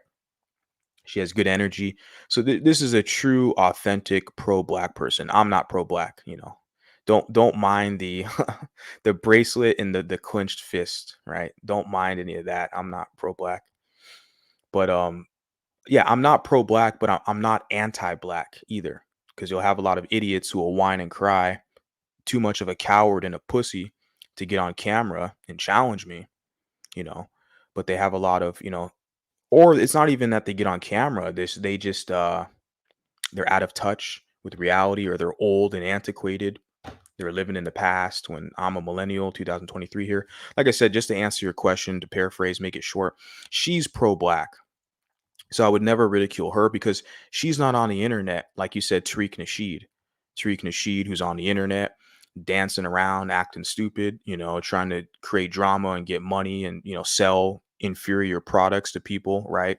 Tariq Nasheed's actually selling biracial hate, mulatto hate with some of his DVDs. He's spreading anti-mulatto conspiracy theories. So he's making money profiting off anti-mixed race rhetoric while he's married to a mixed race person, right? His wife. So that's why I use Tariq Nasheed as an example. When I clown pro-wax, as you've done here, you don't consider Tariq Nasheed pro-black, and me either. But this lady, I'd consider her to be pro-black, like I said, because she's not on the internet with her fake ass dashiki, and you know, she's literally moved to an all-black country, surrounded herself with all black people. She loves the people. She's living there. She's immersed herself in that culture. And so this is someone who's extremely healthy. And so think she fits the definition of someone who's pro-black. And there's plenty of others. Like I said, I kind of joke on these internet people who are not in the real world actually doing shit, who are just talking on the internet, you know, I laugh at them as being pro-whack. But you said here Malcolm X, you consider him pro-black. Yeah, for sure. Yeah, and definitely I'd say this lady is as well. I hope that answers your question. Willie Lynch is their excuse. Yeah, it definitely is. Yeah, and it's an old ass excuse. Just like the brown paper bag test. That shit was like 100 years ago, man, when they implemented that. That shit was long ago, man. It's just all the same excuses we've all heard before. I've always wondered how popular slash successful Michael Jackson would have been if he never changed his physical appearance. Yeah, I don't know, man. Because like I said, I'm a 90s guy. I know Michael started out like the Motown era, 70s, I think. And then in the 80s, he really started to get popular. But I grew up, yeah, like I said, I'm a 90s baby. So growing up in the 90s when that song came out, you know, Remember the Time, then he was featured in Free Willy. And I think a couple of years after that, he released, you know, this is back when they had VHSs before DVDs. He released like a concert feature film, like a Michael Jackson film. I don't remember what it was called, but it was a lot of production in it. It was pretty big film he had. So it's a good question. I don't know. Couldn't tell you. All right, guys. Respect to you guys being here. I appreciate it. I've been here long. I got to get to bed, man. Wake up and then do my whole workout routine, go to work, you know, the whole shebang. But I will be back. I have another stream planned out. And yeah, for sure. Respect to the chat, respect to the stream. Salute to everybody. And until next time, sayonara. Peace.